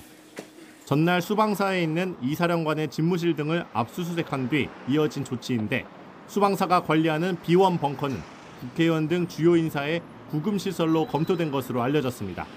YTN 권준수입니다. 여인형 국군 방첩사령관이 중앙선거관리위원회에 방첩사 부대원 100명을 투입해 서버 탈취를 시도한 사실이 검찰 조사에서 드러났습니다.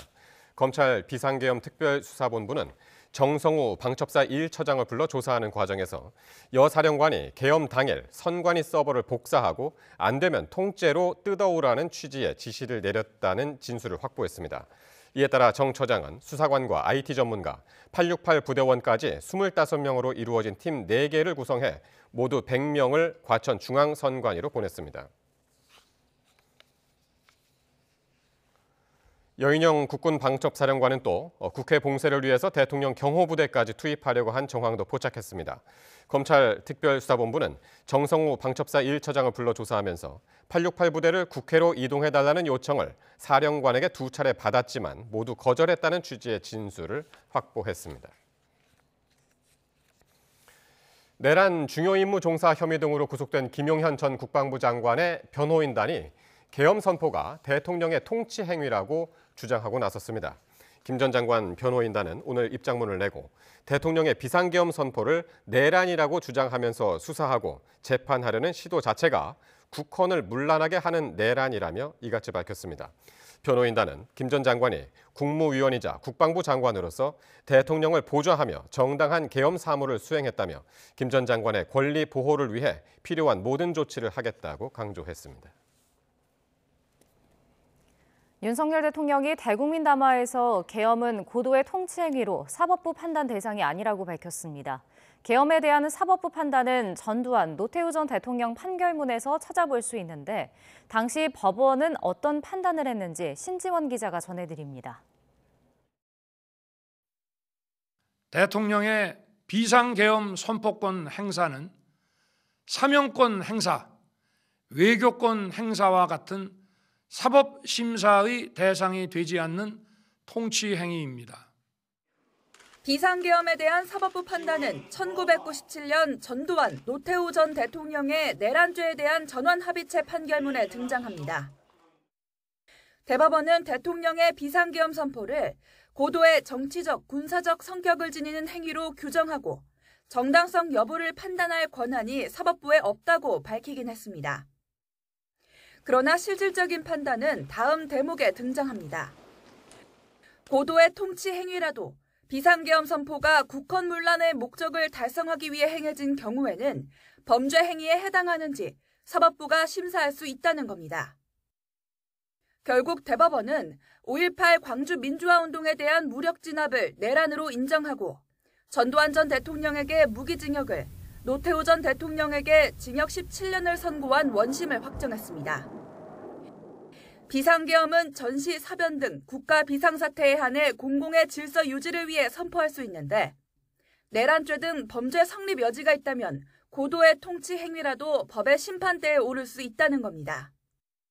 윤 대통령이 대국민 담화에서 밝힌 대로 야당의 예산 감축과 탄핵, 부정선거 의혹을 경고하기 위해 계엄을 선포한 것이라도 그 자체가 문제라는 평가가 지배적입니다. 국회가 예산안을 감액을 했다 혹은 탄핵 소추를 남발했다라는 건데 사실 이런 것들은 그러니까 헌법의 틀 안에서 이루어지는 것들입니다. 오히려 이런 비상계엄이 헌법상 그리고 법률상의 요건을 갖추지 못한 상태에서 비상계엄 당시 대통령이 직접 군과 경찰에 구체적인 지시를 내린 정황이 드러나고 있는 가운데 내란죄 성립 여부에 따라 비상계엄이 고도의 통치 행위가 될지 범죄 행위가 될지 사법부 판단이 엇갈릴 전망입니다. YTN 신지원입니다. 한덕수 국무총리가 비상계엄 사태 이후 윤석열 대통령과 통화한 적이 있다고 밝혔습니다. 한 총리는 오늘 국회 긴급 현안 질의에서 윤 대통령과 한두 번 통화했다면서도 통화 시기와 내용에 대해 공개하는 것은 적절하지 않다고 말했습니다. 다만 탄핵하든 수사하든 끝까지 맞서겠다는 어제 윤 대통령의 담화 발표를 미리 알지 못했다고 덧붙였습니다. 행정안전부 장관 직무대행을 맡은 고기동 차관이 비상계엄 선포 전 열렸던 국무회의 회의록은 없다고 밝혔습니다. 고 장관 대행은 국회 행정안전위원회 긴급 현안 질의에서 비상계엄 선포 직전 열린 국무회의 회의록이 존재하냐는 더불어민주당 박정현 의원의 질의에 이같이 답했습니다. 고 장관 대행은 당시 회의의 실체와 형식, 절차를 모두 확인하진 못했다고 설명했습니다. 윤 대통령이 2차 대국민 담화를 통해 부정선거 의혹을 사실상 공개 제기한 가운데 중앙선관위가 이를 조목조목 반박하는 내용의 2차 입장문을 냈습니다. 보도에 정인용 기자입니다. 윤 대통령은 계엄의 정당성을 주장하며 중앙선거관리위원회를 콕 집어 문제 삼았습니다. 민주주의의 핵심인 선거를 관리하는 전산 시스템이 이렇게 엉터리인데 어떻게 국민들이 선거 결과를 신뢰할 수 있겠습니까? 한 차례 반박에 이어 선관위가 보다 구체적인 반론을 실은 추가 입장문을 냈습니다. 지난 4월 총선에서 부정선거의 흔적은 없었고 데이터 조작도 원천적으로 불가능했다는 겁니다. 선관위가 시스템 점검에 불응하고 일부만 허용했다는 윤 대통령 주장엔 국정원이 2달 넘게 전체 서버를 점검했고 이후 개선도 완료됐다고 반론을 폈습니다. 금년 1월서부터 22대 국선을 준비하는 과정에서 3월경까지 상당한 조치가 다 이루어졌고 국민의힘 쪽에 참관인이 들어가 있는 상태에서 전부 이행 상황을 점검을 하고 끝난 상황입니다. 국정원 해킹 시도에 취약했다는 주장엔 보안 수준을 떨어뜨리고 진행한 모의 실험이어서 받아들일 수 없다고 선을 그었습니다. 윤 대통령은 비밀번호가 단순하다고도 했는데 선거 시스템과 분리된 내부 업무 시설에 그런 부분이 일부 있었지만 변경했고 2차 인증 체계도 도입했다고 밝혔습니다. 계엄군이 선관위 서버 사진을 촬영한 데에는 선관위 서버는 외부에서 원격 접속 자체가 불가능하다며 해당 사진으로 정보를 탈취할 수 없다고 일축했습니다. 서버 자체에 대해서는 인터넷 자체가 차단되어 있기 때문에 원격적으로도 힘들고 또 내부적으로 직접 접촉한다면 여러 가지 보안 장치를 많이 필요하기 때문에 불가능하다고 생각을 합니다. 선관위는 계엄군이 전산실에 실제 있었던 시간은 15분 정도고 서버에 접속하거나 프로그램을 설치한 사실은 없는 걸로 확인됐다고 강조했습니다. YTN 정인용입니다. 유튜버 김어준 씨가 비상계엄 선포 당일 국민의힘 한동훈 대표를 사살하려는 계획이 있었다는 제보가 있었다고 말했습니다. 국민의힘은 김 씨를 장사치로 깎아내리며 탄핵 표결을 앞두고 여당을 흔들려는 심산이라고 비판했습니다. 박정현 기자입니다. 계엄 사태 현안 질의가 진행된 국회 과방이 이른바 체포 명단에 포함됐던 것으로 알려진 유튜버 김어준 씨가 새로운 의혹을 제기했습니다. 계엄 선포 당일 자신이 처음 받은 제보는 정치인 체포조가 아닌 암살조였다는 겁니다. 대상자로는 국민의힘 한동훈 대표를 지목했는데 체포돼 이송돼 온 한 대표를 사살하고 이를 북한군 소행으로 위장하려 했다고 주장했습니다. 북한의 소행으로 몰기 용이한 여당 대표이고 김 씨는 사실관계를 전부 확인한 건 아니라면서도 제보 출처는 국내에 대사관이 있는 우방국이라고 언급했는데 이후 다른 질의는 받지 않고 바로 회의장을 나갔습니다. 김 씨 주장에 민주당 이재명 대표는 황당한 이야기라면서도 충분히 그럴 만한 집단이라고 쏘아붙였습니다. 어처구니 없는 일이죠. 그런데 충분히 그런 계획을 했을 만한 집단입니다. 국민의힘은 허무맹랑한 소리라며 탄핵안 표결을 앞두고 여당을 흔들려는 의도가 아닌지 의심된다고 날을 세웠습니다. 민주당을 향해선 김 씨 주장이 거짓이라면 음모론을 국회 공식 석상으로 끌어들인 응분의 책임을 져야 할 것이라며 명예훼손으로 고발하겠다고 밝혔습니다. 또 장이 선거 같습니다. 천하의 장돌뱅이가 가만히 있을 수 있겠습니까? 그런데 아마 탄핵 표결을 하루 앞두고 우리 당을 흔들어 볼 신산으로. 한동훈 대표 측은 김 씨 발언의 출처, 근거, 진위를 모르는 만큼 특별히 말할 게 없다며 다만 본인 일인 만큼 이럴 때일수록 차분하고 냉정하게 대응하겠다는 입장을 내놨습니다. YTN 박정현입니다. 국민의힘 권성동 원내대표는 윤석열 대통령에게 국회법과 국회 증언감정법 개정안 등 민주당이 강행 처리한 6개 법안에 제2요구권, 즉 거부권을 행사해달라고 요청했습니다. 권 원내대표는 기자간담회를 열고 이들 법은 지난달 28일 본회의에서 거대 야당 폭거로 일방 처리됐고 추경호 전 원내대표가 제2요구권을 공식 요청했다며 이같이 말했습니다.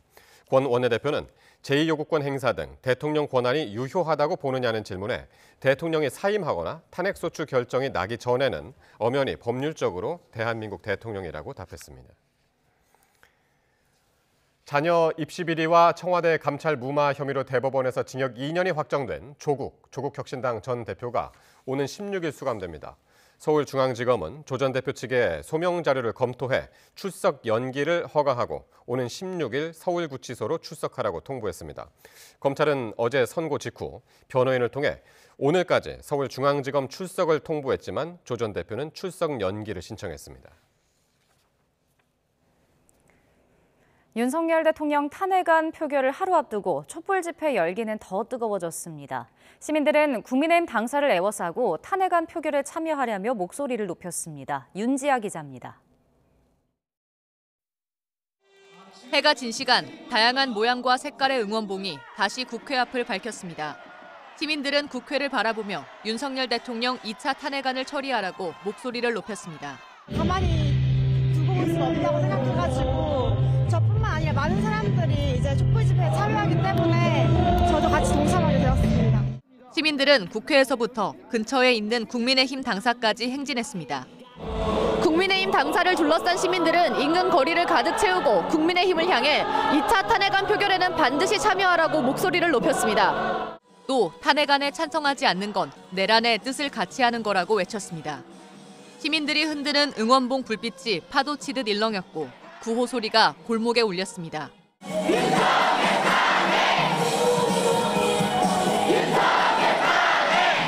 정말 솔직한 의견을 얘기를 하고 한 표라도 해주셨으면 좋겠어요. 이 시국을 보고 판단을 했으면 좋겠어요. 탄핵안 표결 시간이 다가올수록 국회 앞 열기도 더 뜨거워지고 있습니다. YTN 윤지아입니다. 자유통일당 등 보수단체가 오늘 서울 광화문 동화면세점 앞에서 집회를 열고 비상계엄은 고도의 정치 행위일 뿐 위법과 위헌이 아니라고 목소리를 높였습니다. 이들은 국민의힘이 민주당의 탄핵 시도를 저지해 대한민국의 안보와 헌법을 지키고 대통령을 보호해야 한다고 주장했습니다. 내일 여의도와 광화문 등 도심 곳곳에서 열리는 대규모 집회에 대비해 서울시가 강화된 안전대책을 시행합니다. 서울시는 집회 현장에 자치구와 경찰, 소방대원 등 관리요원 1000여 명을 투입하고 CCTV를 통해 분석한 인파 밀집도를 실시간으로 공유한다는 계획입니다. 아울러 지하철 이용에 불편이 없도록 여의도역을 지나는 5호선은 4차례, 국회의사당역이 있는 9호선은 64차례 추가 운행하고 긴급 상황이 발생하면 비상대기 열차를 투입할 계획입니다. 네, 앞서 보신 것처럼 추운 날씨에도 전국 곳곳에선 집회가 이어지고 있는데요. 이런 가운데 따뜻한 나눔이 등장해 많은 사람의 마음을 훈훈하게 만들고 있습니다. 색색까지의 장갑들이 박스 안에 한가득 채워져 있습니다. 장갑을 나눔하겠다고 적혀 있죠. 비록 터치가 안 되지만 따뜻하다며 귀여운 캐릭터와 함께 메시지를 적어뒀습니다. 내일 체감온도가 영하권으로 뚝 떨어지는 걸 감안해 집회에 나선 시민들을 위해 준비한 겁니다. 그런가 하면 국회의사당역 여자 화장실 안에는 이런 물품도 준비됐습니다. 생수와 초코바는 물론이고요.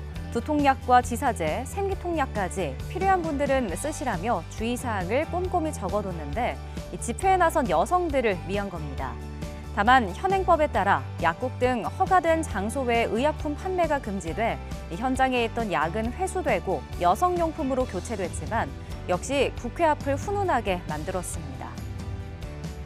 이뿐 아니라 여의도 내 카페나 식당 등에 선결제를 해두고 집회 참가자들에게 음식과 음료를 무료로 제공하는 선결제 릴레이도 이어지고 있고요. 집회에 참석한다는 이야기를 들은 택시기사가 요금을 받지 않거나 대규모 집회가 끝난 후 참석자들이 자발적으로 쓰레기를 줍는 등 미담이 들려오고 있습니다. 누리꾼들은 추운 날에도 훈훈함이 감돈다며 아직 세상이 살만하다는 반응을 보였고요. 어수선한 시국에 많은 사람의 배려와 따뜻함이 전해지고 있다며 감동의 마음을 전했습니다. 정부는 대내외 불확실성이 확대되면서 가계와 기업의 심리 위축 등 하방 위험이 증가할 우려가 있다고 현 경제 상황을 진단했습니다. 보도에 오인석 기자입니다. 비상계엄 이후 정부의 첫 경기 진단이 나왔습니다. 최근 우리 경제는 물가 안정세가 이어지고 있으나 대내외 불확실성이 확대되며 가계와 기업의 경제 심리가 위축되는 등 하방 위험이 증가할 우려가 있다고 평가했습니다. 탄핵 정국이 길어지면서 가계가 지갑을 닫고 기업 투자는 위축될 우려가 커지고 있다는 의미로 해석됩니다. 각종 송년회 행사는 취소되고 해외 관광객은 줄어드는 등 연말 특수는 실종되고 있습니다. 정부가 한 달 전 언급했던 완만한 경기 회복세도 이번 경기 진단에서는 빠졌습니다. 소비자 심리는 하락했고 기업 심리 실적 및 전망도 하락했습니다. 글로벌 경제는 전반적 회복세를 보이고 있으나 지정학적 리스크가 여전한 가운데 통상환경 변화 가능성 등 불확실성이 증대되고 있습니다. 비상계엄 사태 이전에도 경기는 소비와 투자 등 내수 회복세가 미약한 모습이었습니다. 10월 소매 판매는 0.4% 줄어 2달 연속 뒷걸음질 쳤고 같은 달 설비 투자는 마이너스 5.8%를 기록했습니다. 앞서 한국개발연구원 KDI는 이번 달 경제동향 보고서에서 우리 경제는 상품 소비와 건설 투자의 부진이 계속되면서 내수 회복이 제약되는 모습이라고 진단했습니다. 트럼프 미국 대통령 당선에 따른 국제 통상 환경 악화는 수출 하방 요인으로 작용할 가능성이 있다고 평가했습니다. 정부는 경제관계 장관회의를 컨트롤타워로 관계기관 공조를 통해 대외 신인도를 확고하게 유지하고 산업 경쟁력 강화 노력과 함께 민생 안정 지원 방안 마련을 추진하겠다고 밝혔습니다. YTN 오인석입니다. 국제 신용평가사들은 아직은 한국 국가 신용 등급에 변화가 없다고 밝혔습니다. 하지만 정치적 불안의 장기화에 우려를 보내고 있습니다. 이승은 기자입니다. 신용부도 스와프, CDS 프리미엄은 국채에 대한 보험 수수료격으로 국가부도 위험도 지표 가운데 하나입니다. 32에서 33 베이시스 포인트를 유지하던 우리나라 외평채 5년물 CDS 프리미엄은 지난 3일 밤 계엄 선포 직후 장중 36 베이시스 포인트대로 뛰었습니다. 계엄 해제로 내려왔다가 최근에는 36 베이시스 포인트대를 유지하고 있습니다.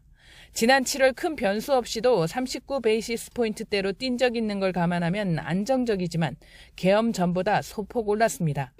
전국 불안 속에 정부 대응 1순위는 우리나라 대외 신인도 하락 저하, 특히 국가 신용 등급 저하를 막는 겁니다. 국가 신용 등급 하락은 정부와 기업 자금 조달 비용을 치솟게 해 환율과 물가 등 경제 전반에 충격을 줄 수 있습니다. 정부와 한국은행은 주요국 재무장관에 이어 해외 투자가와 분석가, 3대 국제 신용평가사들과도 접촉해 우리 경제 시스템이 정상적으로 운영되고 있다는 점을 강조했습니다. 그분들은 한국 경제에 대해서 신뢰는 그대로 유지하는데 이런 불확실한 상황들에서 잘 관리해달라는 그런 부탁이 계셨습니다. 네, 당장 신용평가를 낮추겠다 이런 얘기는 아직 없는 그런 건 것이죠? 당연히 없습니다. 네. 하지만 3대 신용평가사 모두 정치적 위기가 장기화하면 국가 신용 등급에 부정적 영향을 줄 수 있다는 취지의 경고를 보내고 있습니다. 피치는 지난 3월, S&P는 4월, 무디스는 5월 한국 국가 신용 등급과 전망을 기존과 같이 유지했습니다. 프랑스와 같은 수준입니다. 주로 1, 2년마다 재평가에 들어가는 걸 감안하면 내년 초 리뷰가 시작될 수 있지만 정해진 주기는 없습니다. S&P는 계엄 선포 직후 신속하게 시장 안정화 조치가 나온 걸 언급하며 국가 시스템 작동이 평가의 가장 중요한 부분이라고 밝혔습니다. 이창용 한은 총재도 정치와 별개로 경제 문제에 있어서는 정부와 여야가 협력해 상황을 안정적으로 관리하는 모습을 해외에 보여줘야 한다고 강조했습니다. YTN 이승은입니다.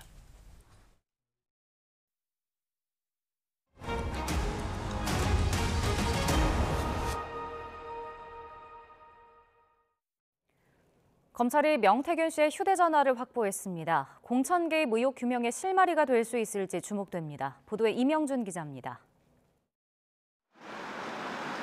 검찰이 명태균 씨가 쓰던 휴대전화 석 대와 이동식 저장 장치 USB 메모리 1개를 확보했습니다. 명 씨 측근에게서 이미 제출 방식으로 확보한 겁니다.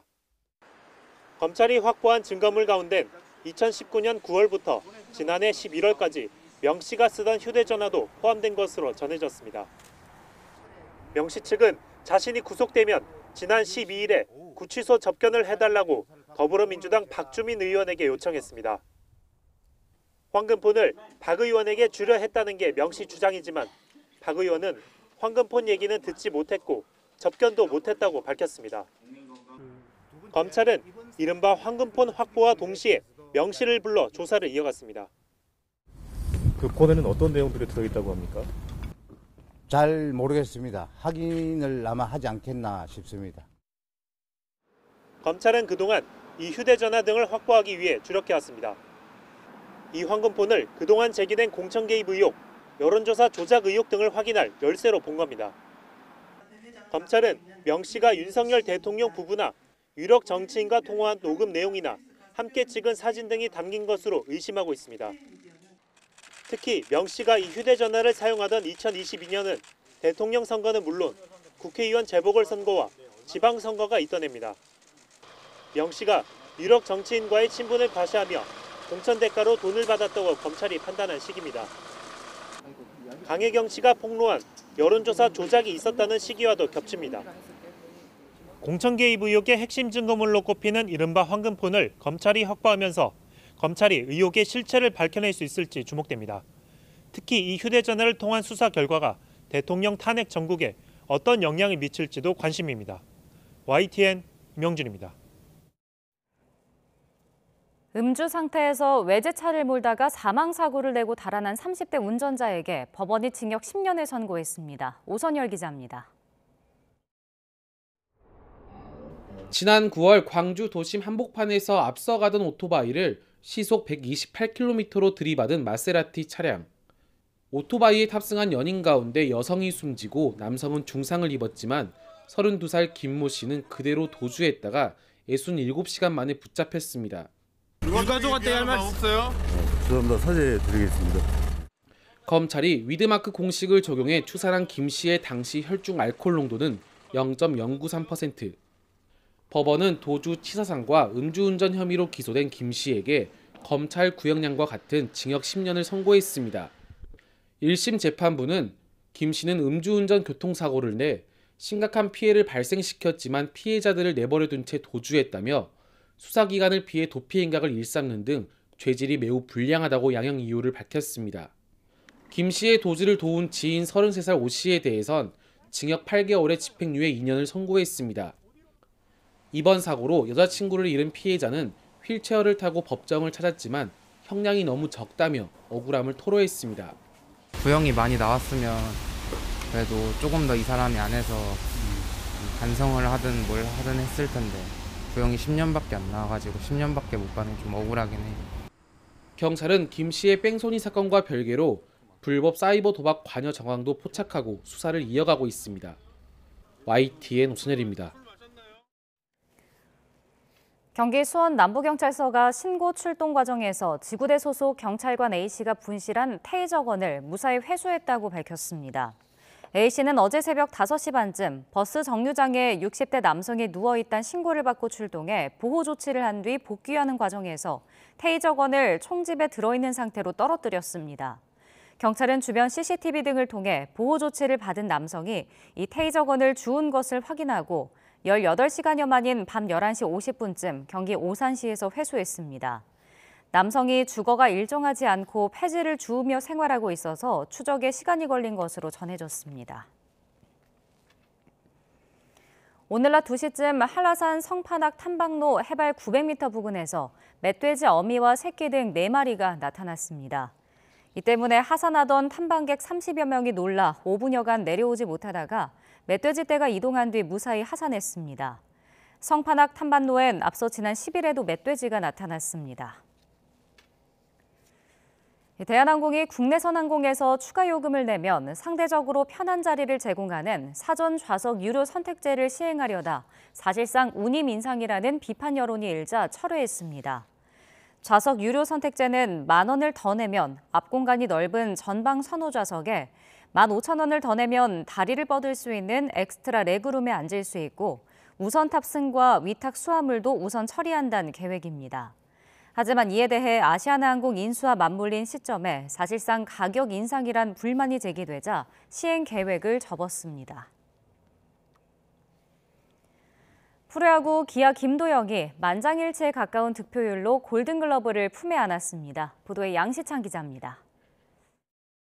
기아 타이거즈 김도영 3루수 골든글러브 수상자는 단연 김도영이었습니다.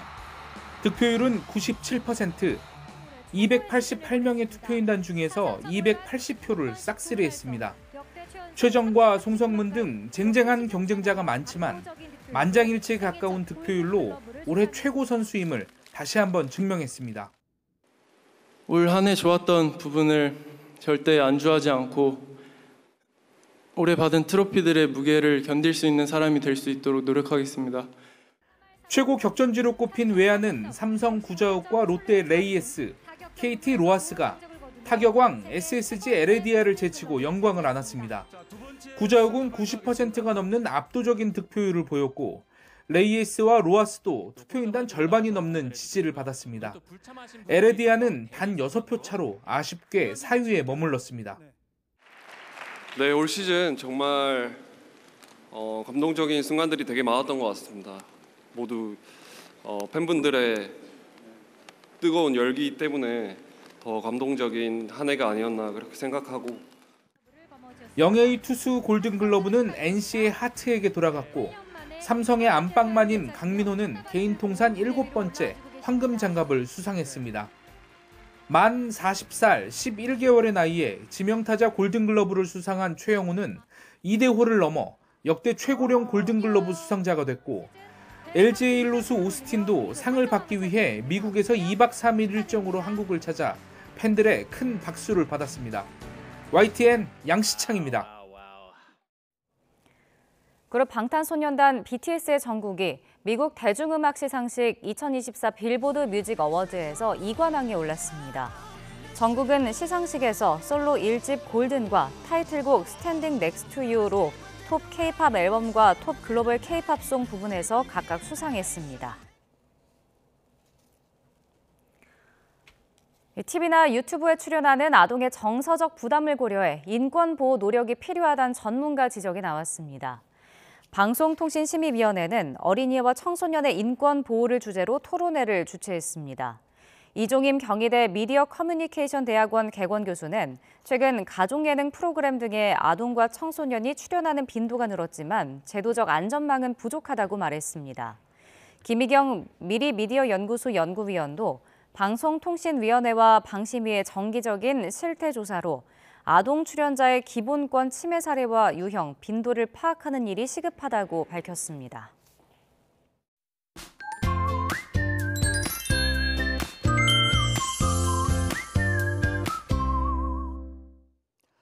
주말인 내일은 공기가 더 차가워지겠습니다. 찬 공기가 유입되면서 기온이 크게 떨어질 것으로 보이는데요. 서울 아침 기온이 영하 4도, 대구 한령 영하 11도, 대구 영하 2도까지 떨어지는 등 오늘보다 2도에서 4도가량 낮아지겠고 서울 등 곳곳에서 이번 겨울 최저 기온을 기록하겠습니다.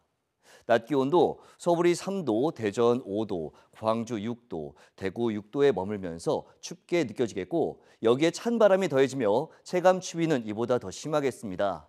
외출하시는 분들은 보온에 더욱 신경 써주시기 바랍니다. 하늘은 대체로 맑겠습니다. 다만 호남을 중심으로 구름이 잔뜩 끼는 가운데 호남 서해안에는 아침까지 최고 5cm의 눈이 더 내리겠고 제주도는 종일 눈비가 이어지면서 밤까지 산간에 최고 10cm의 눈이 더 쌓이겠습니다. 또 동해안은 대기가 무척 메말라 있는데요. 다시 바람이 강해지면서 큰 화재가 발생할 가능성이 높습니다. 화재 예방에 각별히 신경 써주시기 바랍니다. 추위가 이어지는 가운데 제주도는 다음 주까지 길게 비와 눈이 오겠고 내일 늦은 밤에 충청 이남 서해안을 시작으로 모레는 그 밖의 충청과 호남에도 또다시 비나 눈이 내릴 전망입니다. 날씨 정보였습니다. 뉴스나이트 금요일 순서 모두 마칩니다. 시청해주신 여러분 고맙습니다.